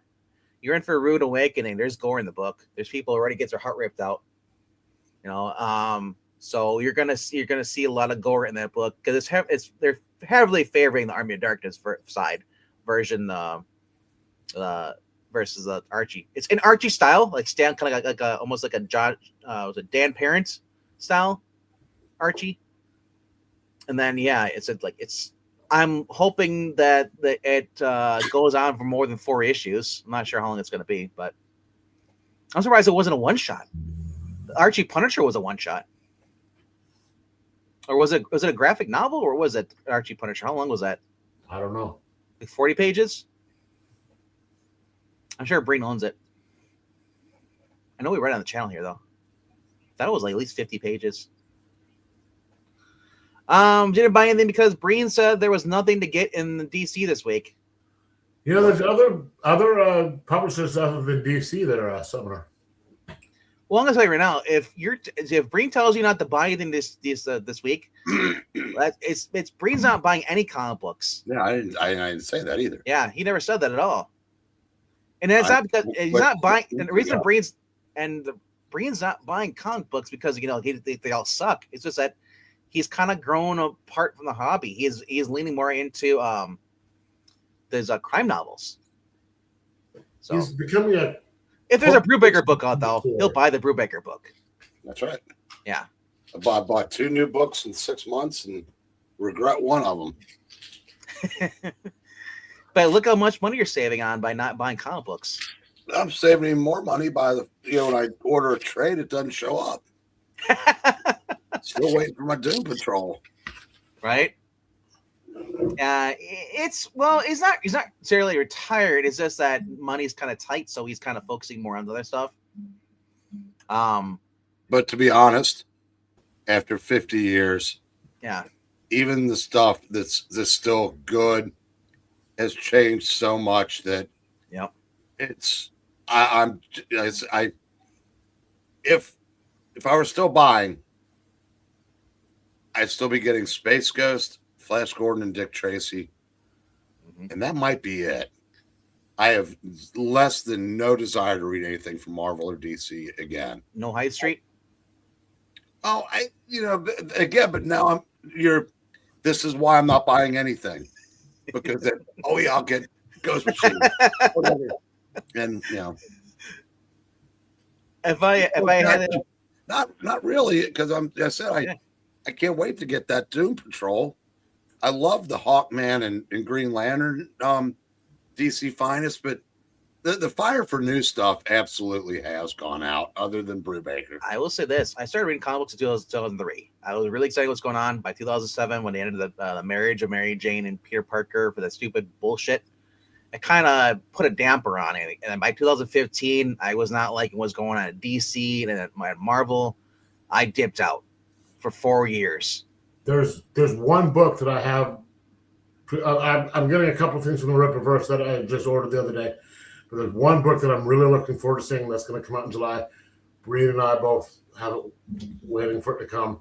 That is the Bronze Age Batman with Ra's al Ghul on the cover. Well, yeah, that's great. There's so much out there, but not just that. Is a lot of it is overpriced, and if the stories are not as good as they were. This is the old stuff, and I'm only costing. It's only going to. Yeah, I'm talking about the new stuff. The new stuff. So even me, I do find a lot of cool books, but I look at the prices I'm paying. $4 is on the cheaper side. Yeah. And you get $5-6. It's like, I don't want to pay $5 for comic books. That's crazy. It's like that $5 used to be the price of a freaking Happy Meal or a value meal at McDonald's. I just sent you my red pile. Your red pile. Is it a blank space? No. When I finish the books, I just have stacks of 4 stacks going. Nice on my table. And then Coco comes and knocks them over, trying to leave her scent on them. Wench. Look at all that white hair from that cat. And then there's a magazine rack in the back. It's about. I can't believe it had fallen over. With cats knock over everything because they rub against it, and then it's no. It was falling apart. Guess what? I have officially retired from making jokes. No. Oh. Watching that abomination of Star Trek last week, it I was like, I don't believe that. You're gonna go on to next week and buy a Tom King book. I canceled my Paramount Plus subscription. I said no more. Jackson, I didn't even realize it was still going until this came out, and then I couldn't even watch it now, even if I had any inkling to, which I don't. Jackson, you buy specifically only through my comic shop, or do you actually have any comic stores by you? Because you're always saying what you pick up from my comic shop. You know, just kind of curious. Oh no! Twisted Sister canceled their this year's reunion tour due to Dee Snider's health challenges. Really? It's TDS. Hey, Breen. What? Did you hear about the moil with the tip jar? The what? Did you hear about the moil with the tip jar? Moil? Moil? Yeah. You're making a Zion joke. I don't know what that is. It's really Jewish, isn't it? Yes, it's the guy who does the snip snip. Yeah, he's the rabbi who does the circumcision. Yeah. Okay. Yeah, circumcision. So he's the moil with the tip jar. So it's a really bad joke, but it's more Richard jokes. That's what we're getting here.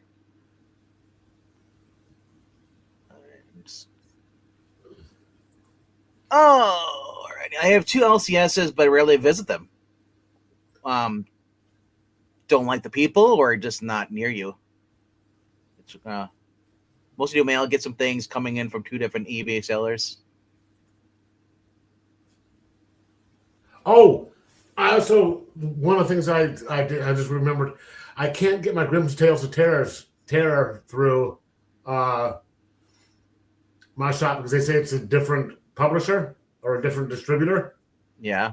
So they don't get it. So I've got like this volume, like volume 5 or something like that. I got like all 12 of them coming here in the mail soon.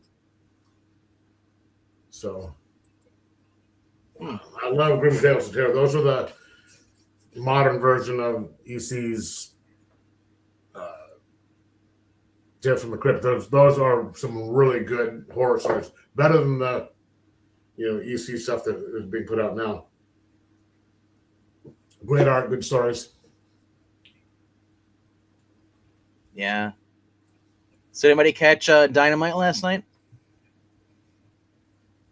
Dynamite, they've been building up the whole Brody King match versus MJF, and apparently, well, because Brody is very anti-ice thing, so and this is one of the most stupid things I've ever seen, but I love MJF's response to this. The crowd starts chanting "fuck ice" over and over again, and MJF just looks at the camera, was like almost like an office thing, and just was like, okay. I love all people on X saying, he's not on your side. I'm on MJF's side. No, they said MJF. They're saying he's a leftist too. I doubt it. So do I. He doesn't come out. He doesn't share his politics. The closest thing that he's pro-Jewish. That's about it. But hey, what's up there, Bentley Hilser? What's going on? We're kind of towards the end of the book review stuff. So after we're done, if you want to rewind, go back. But what is up? You get any new books this week? Well, books is 99 years old. Epic, man. Dude, I bet you Mel Brooks is probably funnier than still any of these new comedians out there right now. Yeah. At 99 years old, he's probably still cracking jokes. And bones. Yeah, if he's not careful. No, like I said, I forgot. I think it's called. Is this called Silent Movie? What's the name of the one he does? It's a silent comedy film, and it has. Don't know. It's the only film he did. It was a silent, and it had Gene. I think it was Gene Wilder's in there too. And you had the guy who with the Marty Feldman, and there's a scene in there in that movie where they're racing in wheelchairs, and motorized wheelchairs, and who's in front? It's Paul Newman in a race car suit. And they're chasing him all throughout the hospital ground stuff, and it's pretty funny.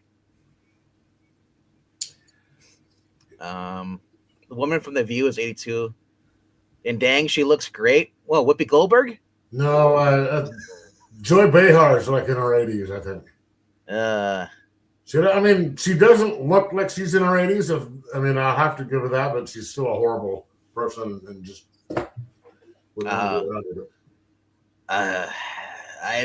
I'm sorry. Joy does not look good to me. That's the redhead one, right? Yeah. The one that looks like she's. Ugh. You know what she reminds me of? Bette Midler. She got it. Yeah, a less talented Bette Midler. Probably the same intellect, though. Who knows? 82, she looks perfect, bro. Hey, if you like older women, you pursue that. I don't know if she's married, but you pursue that. Hey. Maybe she'll give you some money when she passes on. Who knows? But you do. You know who was older and looked incredible? God, I can just remember her name right now. Black woman. She was a singer. Well, I would say Eartha Kitt, but I don't think she's old. I had her name up until I just started bringing up the conversation. Write the shit down. You know who I'm talking about, Breen? She was Diana Ross? No, she was a jazz singer or couldn't tell you. What song did she sing if she's a jazz singer? What's her famous song? I don't know. You know that one person? That person's awesome. I don't remember their name, but they're awesome. Yeah, I remembered up until I started talking, and then I forgot. So it's just that people like me annoy me because they start saying something about that, and they're like, "Oh, I don't know," So Jackson says Eartha Kitt. Yeah, Eartha Kitt's not alive anymore. No, this one isn't either. But she was really fine up until she. Well, that explains one of the two shirts you just got. Exactly. Yep. No. Yep. Damn right. Ella Fitzgerald. That might be it. Couldn't tell you. I can't. No, not Billie Holiday. MJF is married to a Palestinian. Palestinians don't exist. He's just married to an American. But that's the one thing I'm annoyed though. Everyone's talking about all the ice thing stuff, but nobody cares about what's going on in Iran. Lena Horne. Thank you. Whitney Houston was hot though too. Yeah, but she wasn't old. Whitney Houston, compared to a lot of the singers of our time, she even with age, she had more class than a lot of those other singers. Yes. She wasn't ODing in a bathtub. That's the only problem she had. If she wasn't ODing, that's a pretty big problem if you're only gonna have one. Yeah, I know. But over, like I said, MJF's married to Alicia Tout. So I don't follow her on social media. I follow MJF, and I said I follow Ricochet in there too. Ricochet's married to another wrestler, isn't he? No, he's married to the former. Was it Sarah something? She was the ring announcer over at the one who had who has the sideshow Bob haircut. Are you being racist here? No, because it's not a sideshow Bob haircut, bro. There's a woman. It's called she has natural curls. No, her hair. It kind of yeah. Wanda Sykes has a haircut too. A lot of them. It's not racist. Sideshow Bob was a pineapple haircut and stuff. That. Yeah. Why would you call it a Sideshow Bob thing? Because it looked like his hair. He's got that, and also the guy from Rick and Morty, who's Morty. And it's just saying this. I'm gonna say it's Afro. Thank you for muting. It's the points that do it. It's nothing to do with it being an Afro. Because anyway, she was a former ring announcer at WWE. She left, and then she wanted to move on after Ricochet left. Okay, no, it's different. And people were pissed because she left. They thought that she was going to go and join her husband in AEW, but she didn't. She did her own, tried doing a music career, and it didn't really pan out. So people online are mocking her because, oh, look at that. You thought you were bigger than what you are. And look at your flopping. And I'm thinking, like, people are so obsessed with what wrestlers are doing and not doing. It's like, who cares? As long as you're watching the wrestling, if you're there for the show, watch the show. If you don't enjoy the show, change the channel. But like, the whole gossip about everything is just, after a while, it's you become a character of yourself or what they're like. You know, they're talking about like, people talking about women, how women like the gossip and the salon stuff. The internet wrestling committee is pretty much that. And then you got these dirt sheets that spread money or spread fake news for clicks, and people get so riled up.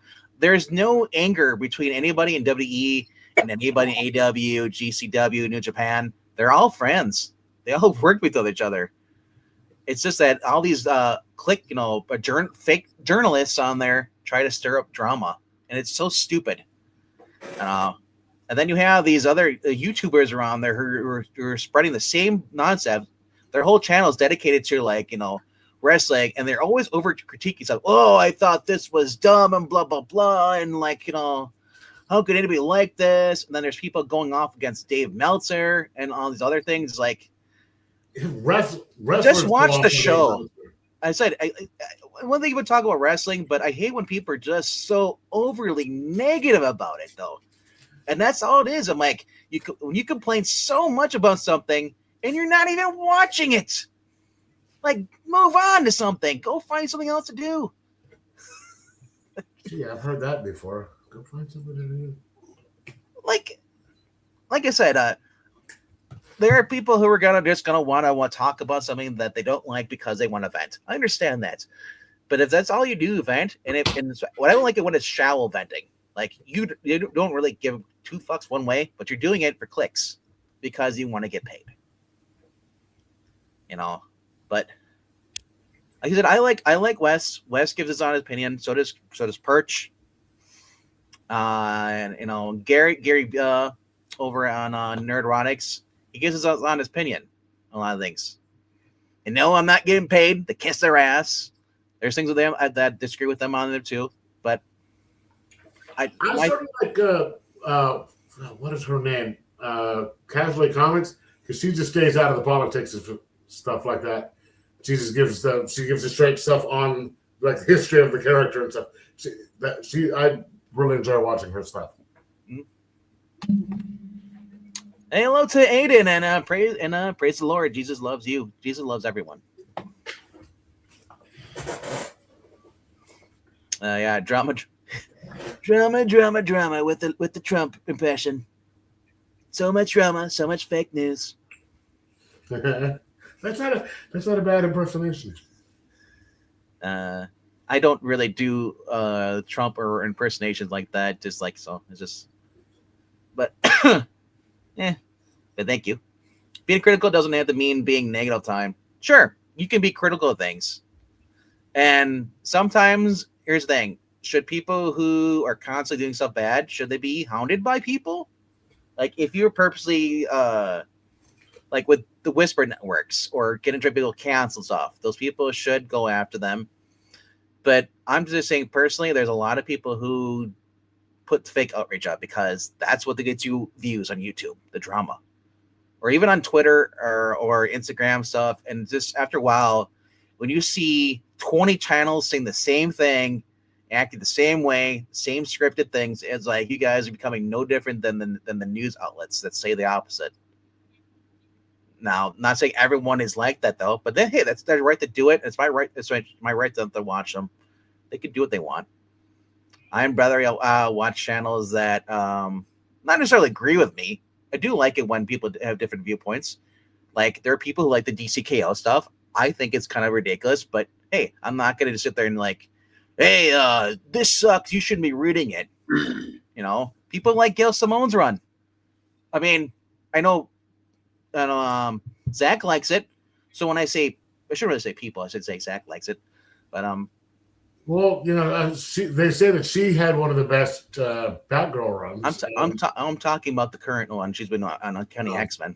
I don't know, but I haven't read that. I just gave a so positive review to Saladin Ahmed's Wolverine issue this year or this week. I wish they could see, but then now this is against Marvel, not Saladin Ahmed, but I wish they would actually have a consistent artist on there. They keep throwing out different artists, and they keep giving me a Dan Panasian cover here. And on paper, this looks like it'd be cool. Wolverine taking on Alpha Flight, in a corrupt world, where basically the mutants are basically forced to fight against work for the government as a work release kind of thing. But when you're getting art here that's, like I said, not that great, look at that face. Not the best artist. This is Mike Henderson. Who's that? Who's that? The one in white. Silver Sable. She's got a nose that's about like 8 miles long. Yeah, these are the faces.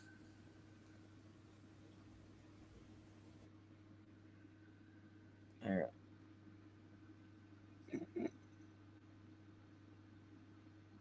Yeah. But to be fair, there's a lot of Marvel artists, a lot of DC artists who are not good at faces. They are better when the characters have their masks on. Like, this is Wolverine. He looks good. That's a good Wolverine. Some that aren't going to get at feet.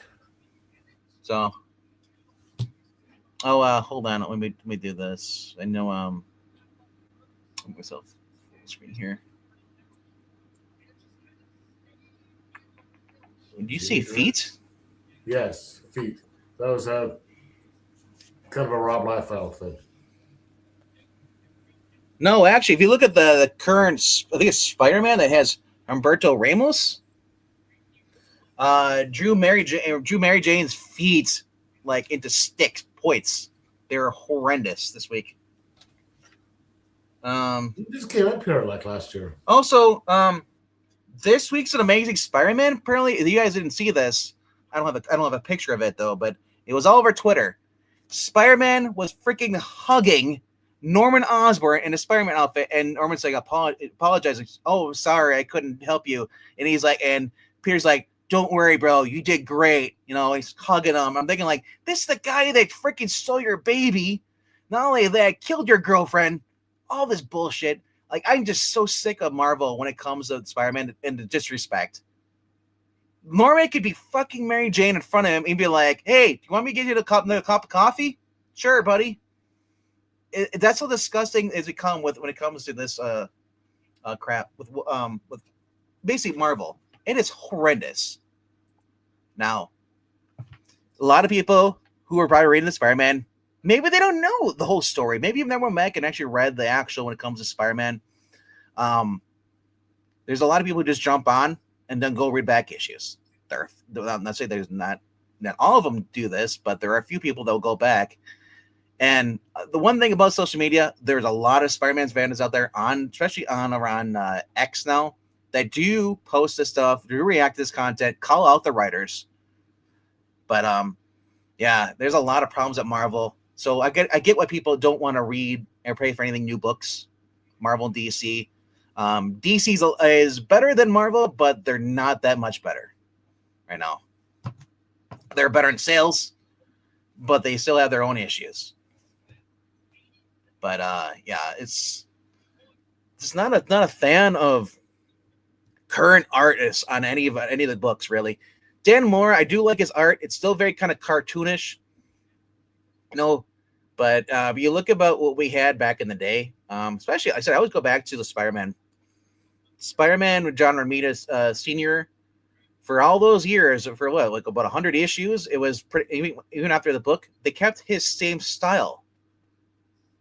Because that was the considered house style, and that's that worked the best. But then you get like people like Todd McFarlane come in who just want to draw everything kind of like stylize it. We get Max Bemis, Humberto Ramos, Riley Rossmo. They're all in the same category to me. I'm sorry. Now Todd McFarlane's Spawn is different because Spawn fit his style. But I'm not a fan of giant elbow shoulder capes like on Thor or Superman. That looks ridiculous. JR, yes. Junior, John Reedus Sr. is not a good artist. Bob Layton did whatever he could to ink them, but I think Bob Layton just basically didn't ink it. I think he just erased it and just drew his own stuff. That's why JR looked good in those Iron Man runs. I've heard of Absolute Martian Manhunter, but that's the style. Dude. So Roger Osmo did a Sandman book, but a year or two ago that actually fit his style.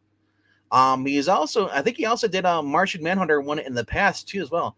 Some of these artists do work better with certain characters. So maybe that's just the case. But Humberto Ramos, when he draws feet, everyone has Ronald McDonald feet. Everyone. Spider-Man, his feet go out. Like there's no way he's wearing a size 10. I understand he's 6'1", but he's skinny. He doesn't wear cement block shoes or clown shoes. Like it's like Humberto Ramos, when it comes to feet, is like Kelly Jones to Batman ears. That's his style. I'm just not a fan of it. But Kirby Superman face, how do you like it?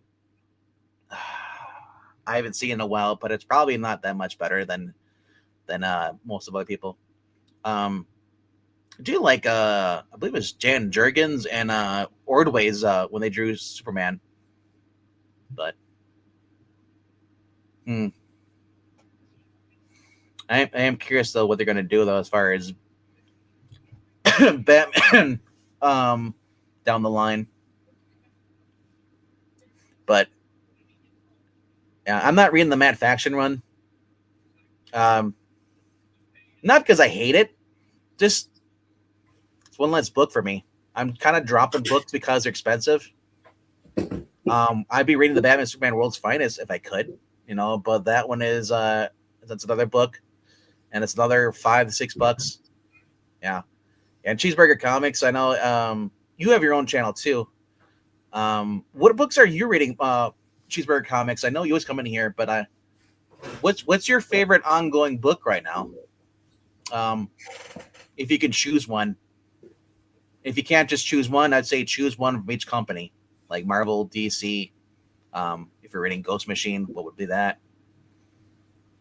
Because I could tell you which one I'm like enjoying right now.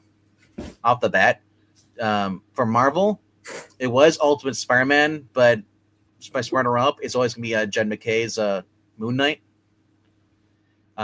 DC right now has been Jeremy Adams on Green Lantern. And for Mad Cave, it's gonna be Dick Tracy. But if you go for Ghost Machine, it's Red Coat. Yeah, Red Coat and Hyde Street are the best art. Have the best art. You know what good High Street is? High Street is a book that I normally would not read. Just not into creepy and eerie and all that stuff. And maybe because I don't know if it's how similar it is to creepy and eerie stories. It seems like it's a little bit more positive. But you don't buy Marvel and DC anymore. But that's fair. Simon Bisley artwork. I admit I did not read a lot of Silver Age, Bronze Age, Copper Age, so I'm not really familiar with Simon Bisley by name. Brain, do you know? Yeah, he used to do artwork for like Glenn Danzig. Oh, the singer? Yeah. The guy's about like 2'4". Wait, isn't that Oberon? 2'4". The gold standard for DC characters in the still at the Garcia Lopez house style. To this day, it's used on merchandising. Isn't that funny how it's on the merch, but like when it's actually like the interior books, they don't really stick to a house style. No. What do you think of Capullo? His artwork. Capullo on Batman was pretty good. I like that. I just got done reading that Ghost of the complete series. He only did the majority of it. They changed the artist for the last little bit of it, but I like it. But it only works on certain stuff. I didn't like his Batman stuff. there's better Batman artists. Like what I'm currently liking right now is been the Batman Knightfight. Because that's Dan Mora's art there. Dan Mora has been one of the breakout artists at DC. I first discovered Dan Mora when in 2019, Boom Studios launched Buffy the Vampire Slayer book. And the first 5 issues were drawn by Dan Mora. And I swear, it looked like they were just giving you photographs on the cover. And then they opened up the interior, and I realized, wait, the photographs continue on the inside? It was all hand-drawn by Dan Mora. He got the likenesses done like perfectly. Now, there was one artist before this at the original Buffy the Vampire Slayer stuff that Bree was telling me about. They could do the exact same kind of thing. Bringing the characters like humans, lifelike art. I can't remember I sadly can't remember what the artist's name is. Bree might know, or you might have to look it up. But yeah, I can't remember it off. Yeah, but Cliff yeah. Richards, maybe. What's that? Cliff Richards, maybe. Yeah. Yeah. Oh, I thought you had a channel. I may have been confused with another cheeseburger. But there wasn't. Oh, you know what I'm thinking of? I think there's another guy who watched the channel. He has like a comics and like tortillas. I think it is. That's what it is. I think it's that. There's a lot of people who have like YouTube channels that have like comics and food in their name. I don't understand it, but hey, maybe they're eating food while they're reviewing the comic books. Yeah. But Dan Mora did this for his book in the Batman. I forgot to show it. He's got him and his grandson are watching. It looks like they're watching Dragon Ball Z. You got Goku and then Vegeta on the right. Those are gonna watch it on here. So I thought that was kind of funny. I was like little Easter egg there. But like I said, overall, when it comes to Batman, I said Dan Moore has been doing pretty well. And for drawing like faces, that's Damian Wayne. I thought it was really well. And then of course, you got Dick Grayson. You know. And I said, when you can like draw a character and not have everybody look exactly the same, I thought that's really cool. Of course, Old Man Bruce, with a Gotham, what was it called? The Gotham Wildcats baseball hat on, and that's supposed to be Gotham City now. At nighttime, instead of being like a crime city, he made it turn into Utopia. And then Bruce working on the Bat Box,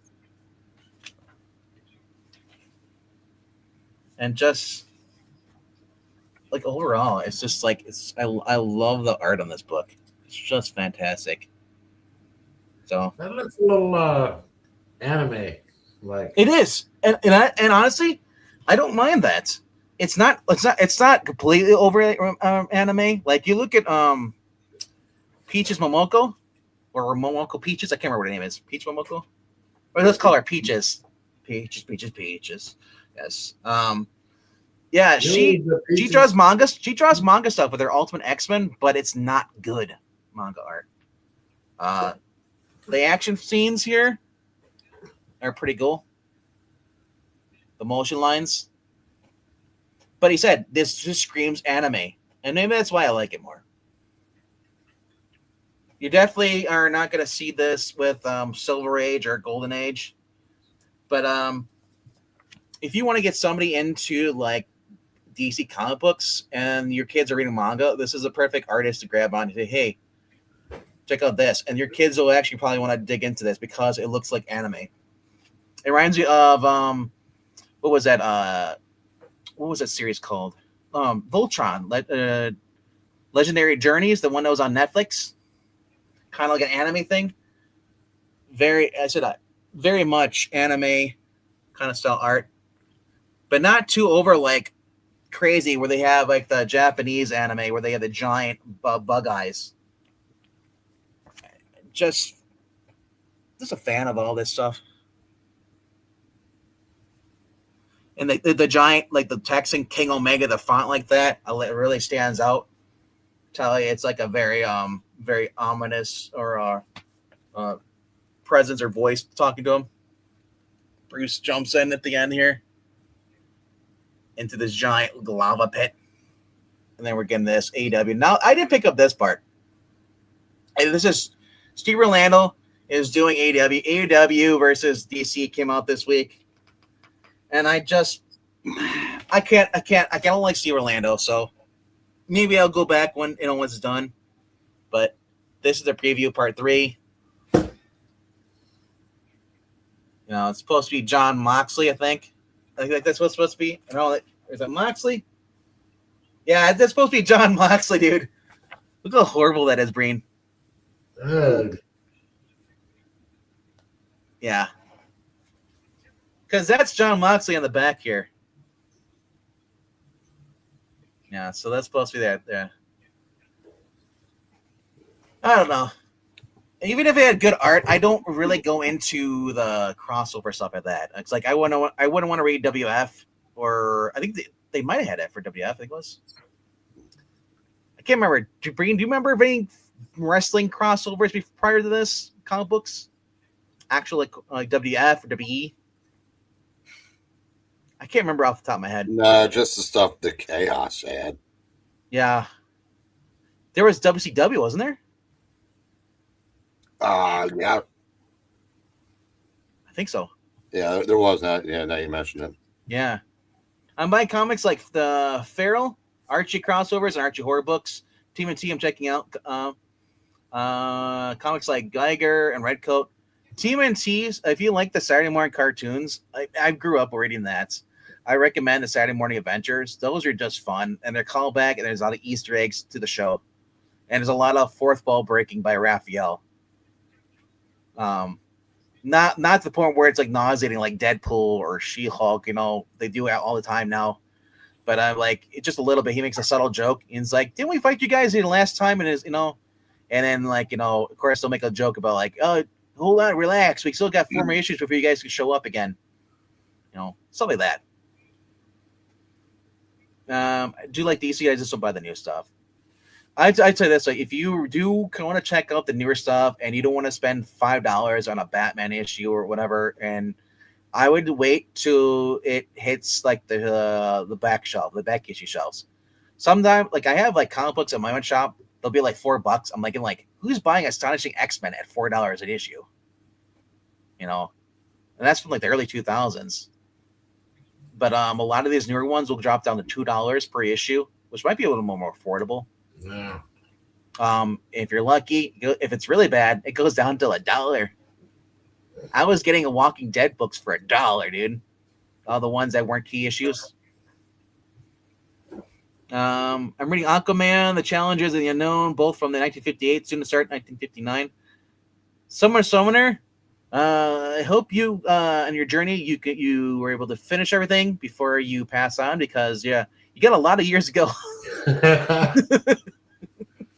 He might have enough years to do it. Breen and I wouldn't. But I mean, if you're starting in your 20s, you might be, by the time you're 60s, you might be up to the 90s. Yeah. Yeah, me too. And it's not too many I like, but yeah. I don't know. Like I said, there's a lot of good writers out there, but there's also a lot of bad writers. And even the good writers are because where they're working for, because of companies they have some sort of continuity. So that's one of the reasons I don't really like to buy a lot of new stuff, especially in Marvel and DC. Like, I don't care about this whole DC.KO stuff as much, but I'll buy certain issues written by certain writers. Like Josh Williamson is doing the one I just showed you with Dan Mora. That's Knightfight. That was a little miniseries. I got that because there's a 4-issue Batman story with the Bat family, and it has nothing to do with Matt Fraction's run. 1 decade per year. All right.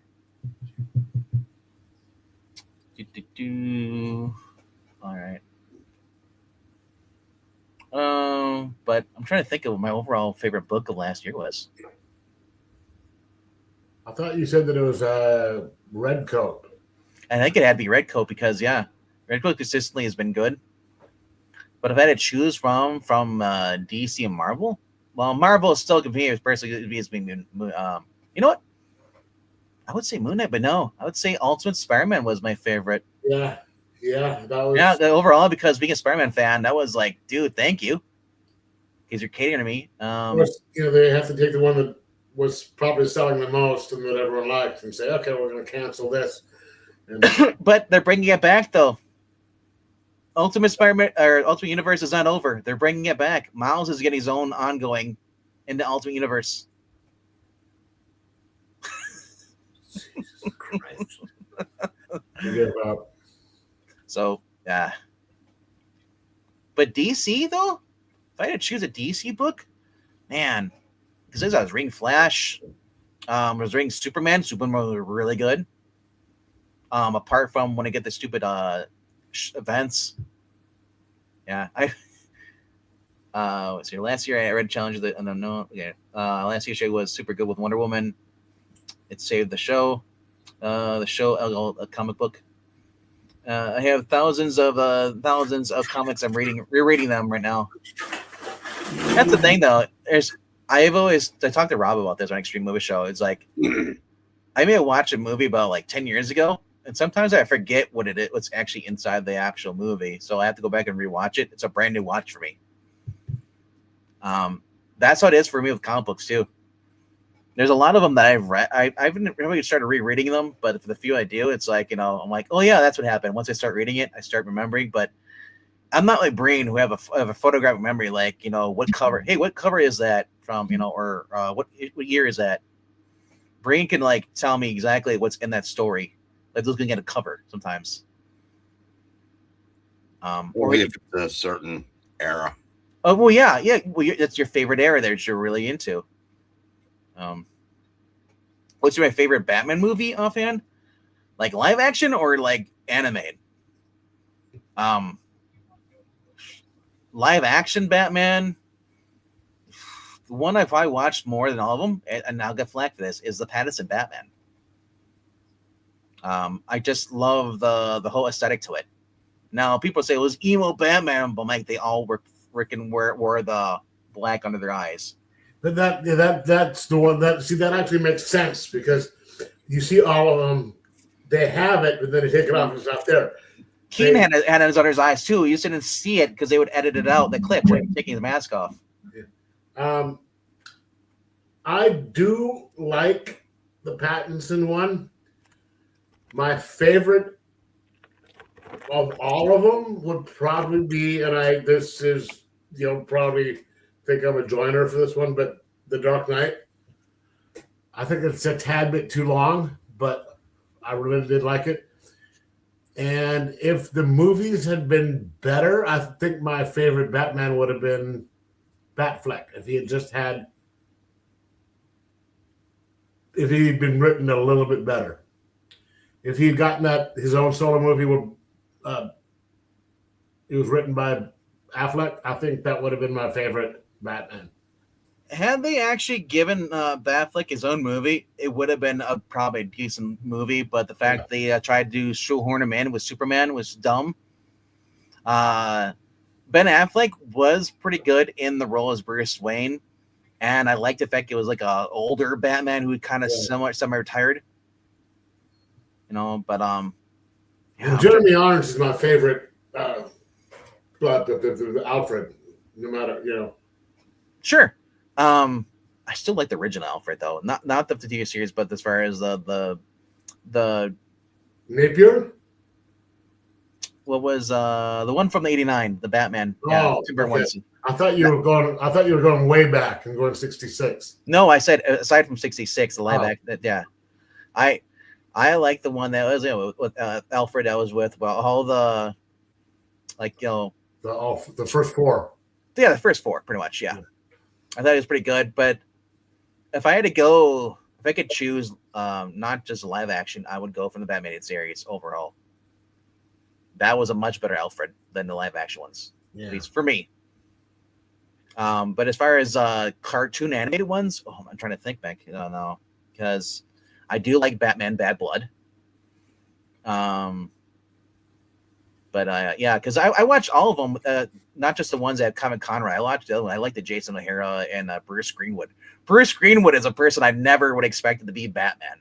Yeah, no kidding. It was always against, And then we just had the last one was um, Dean Winchester guy. Jensen Ackles was voicing him in the Infinite crossover.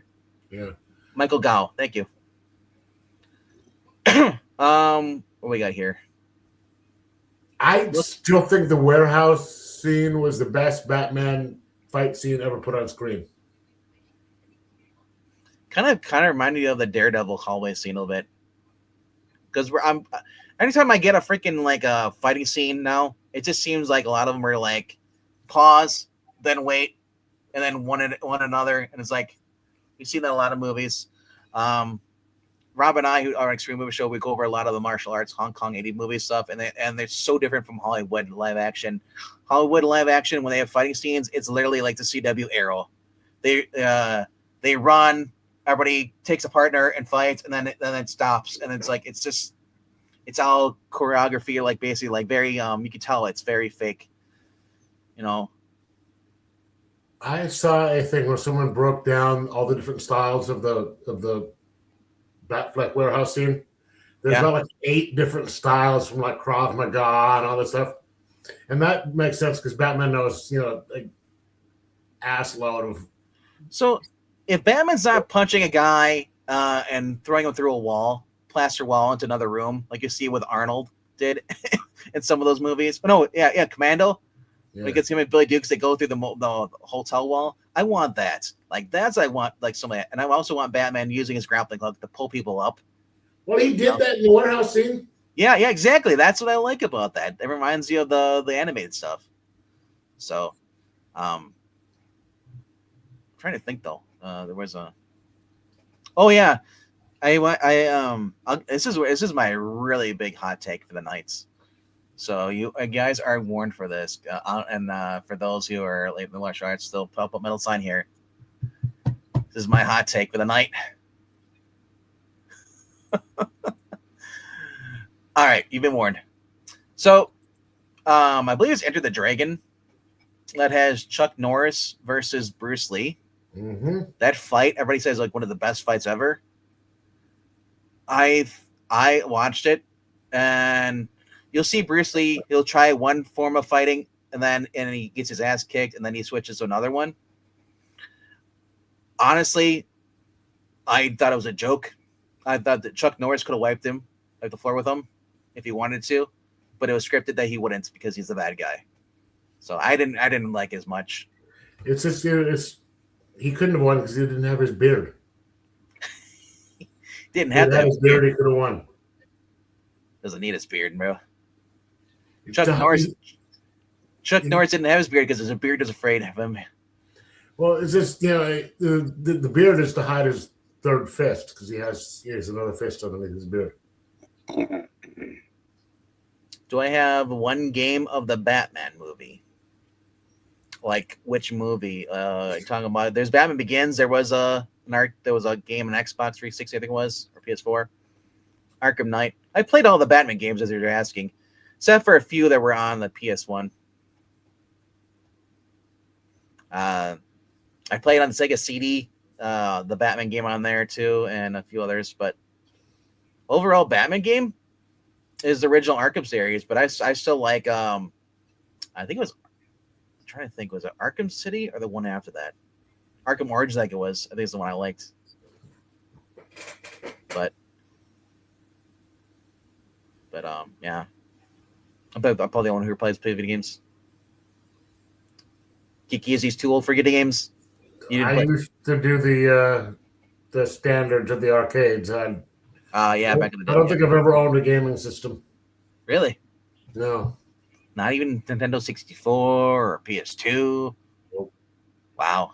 Well, you were still in the service during like the Sony years, the early Sony years? I was 87 and 91. Okay, so that's when you got out of the service. Okay. Huh. But I've had friends who've had that stuff. Like, one of my best friends is a big gamer and stuff. And I grew out of the games because I feel like a lot of the systems are just overly expensive now, and the games are not as good as they were. I like the games playing. Like my favorite games were like the Dragon Age and also the Batman games and the Spider-Man games. You know, the Kevin Conroy Arkham games were fun. And if you ever seen the game footage of that, those are just awesome.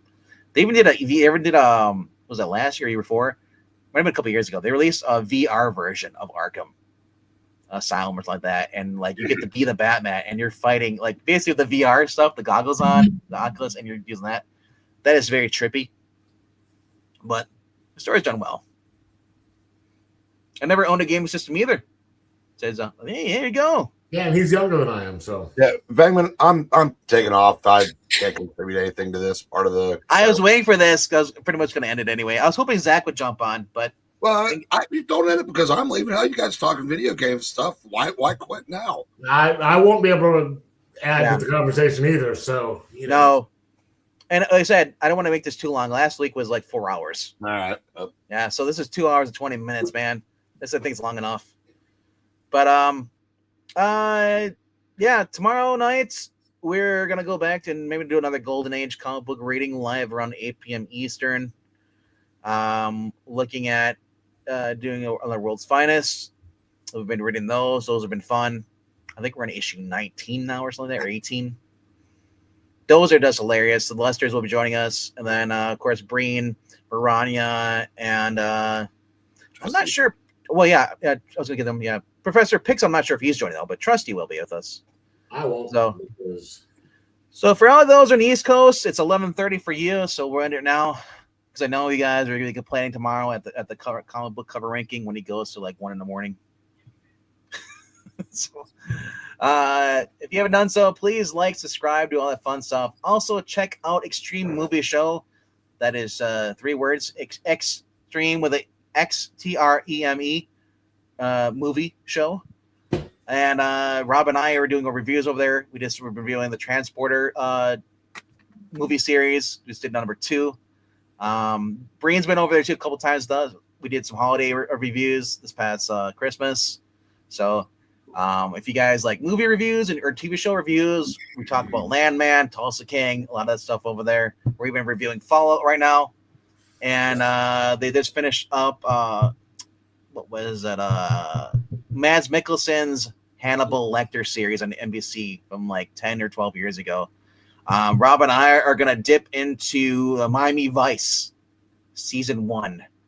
Probably not this week, but maybe the following week. After Fallout is done, is run its course. We'll start out Miami Vice either on Tuesdays or Sundays. So many different people who had some like huge cameos in there. It is fantastic. I have the series behind me, as you just can't see it. It's put up on a box to top me. Actually, hold on. Uncle Ted was in it. Uncle Ted, yeah. So was Bruce Willis. So we're gonna start reviewing this Miami Vice. Just a fantastic series. James Edward Olmos and Michael Tubbs, and said just so many different as far as cameos. We had Gus Fringe. I forgot what his name is in real life. Gustavo Fringe or whatever. I don't remember what his name is, but the guy from Breaking Bad. He was the Chicken King, guy. Michael Richards was on here. Bruce Willis. I said that already. Said we had Michael Bolton. I believe. No, not Michael Bolton. Ted Nugent was on here too. Yep. Yeah, just so many celebrities. Yeah, Phil Collins. Sheena Easton. Yeah, it is just a fantastic series. So if you've never watched Miami Vice, I got the box set. I went to it was a 20 disc set. This is a DVD. Damn. Yeah. So I ended up going to my local thrift store, and they had a lot of this stuff. And like I could have got All in the Family if I wanted to do a collection, but I was like, dude, I can get Miami Vice. I mean, because it was free in Tubi for a while. I watched like the first 2 seasons. Just like crack, man. I was watching like 10 or 4, like almost 4 to 10 episodes like every week. And so we're gonna check out this on probably in the next couple of weeks or so, or Extreme Movie Show. So go subscribe over there. Pixel and Rob are on Wednesday nights at around 9 p.m. Eastern. They are reviewing the James Bond movies now. They just did a movie over there. I think the world is not enough. So, but we're gonna stop here. Thank you for watching and subscribing. For those who hit the like button, thank you for that. Do just ask that you leave a comment down below. So leaving a comment does help out the channel. It tells the algorithm that, hey, we like this, but we also appreciate you just being here the whole entire time if you can, even if you're not commenting. But thank you to Winslick Dude, Summoner, Cheeseburger Comics, to Maranya, Bentley Hilzer. Also to who else we get popped in here? We had Jay Lucian, and I believe we had a few others, didn't we? I can't remember. Aiden, what's up? And then we had Jackson. And if I missed your name, I apologize. But I did not see Brian in here this week. But that's it. Good night, everyone. Say good night, Breen. Good night. Good night, everybody. I say good night, Breen.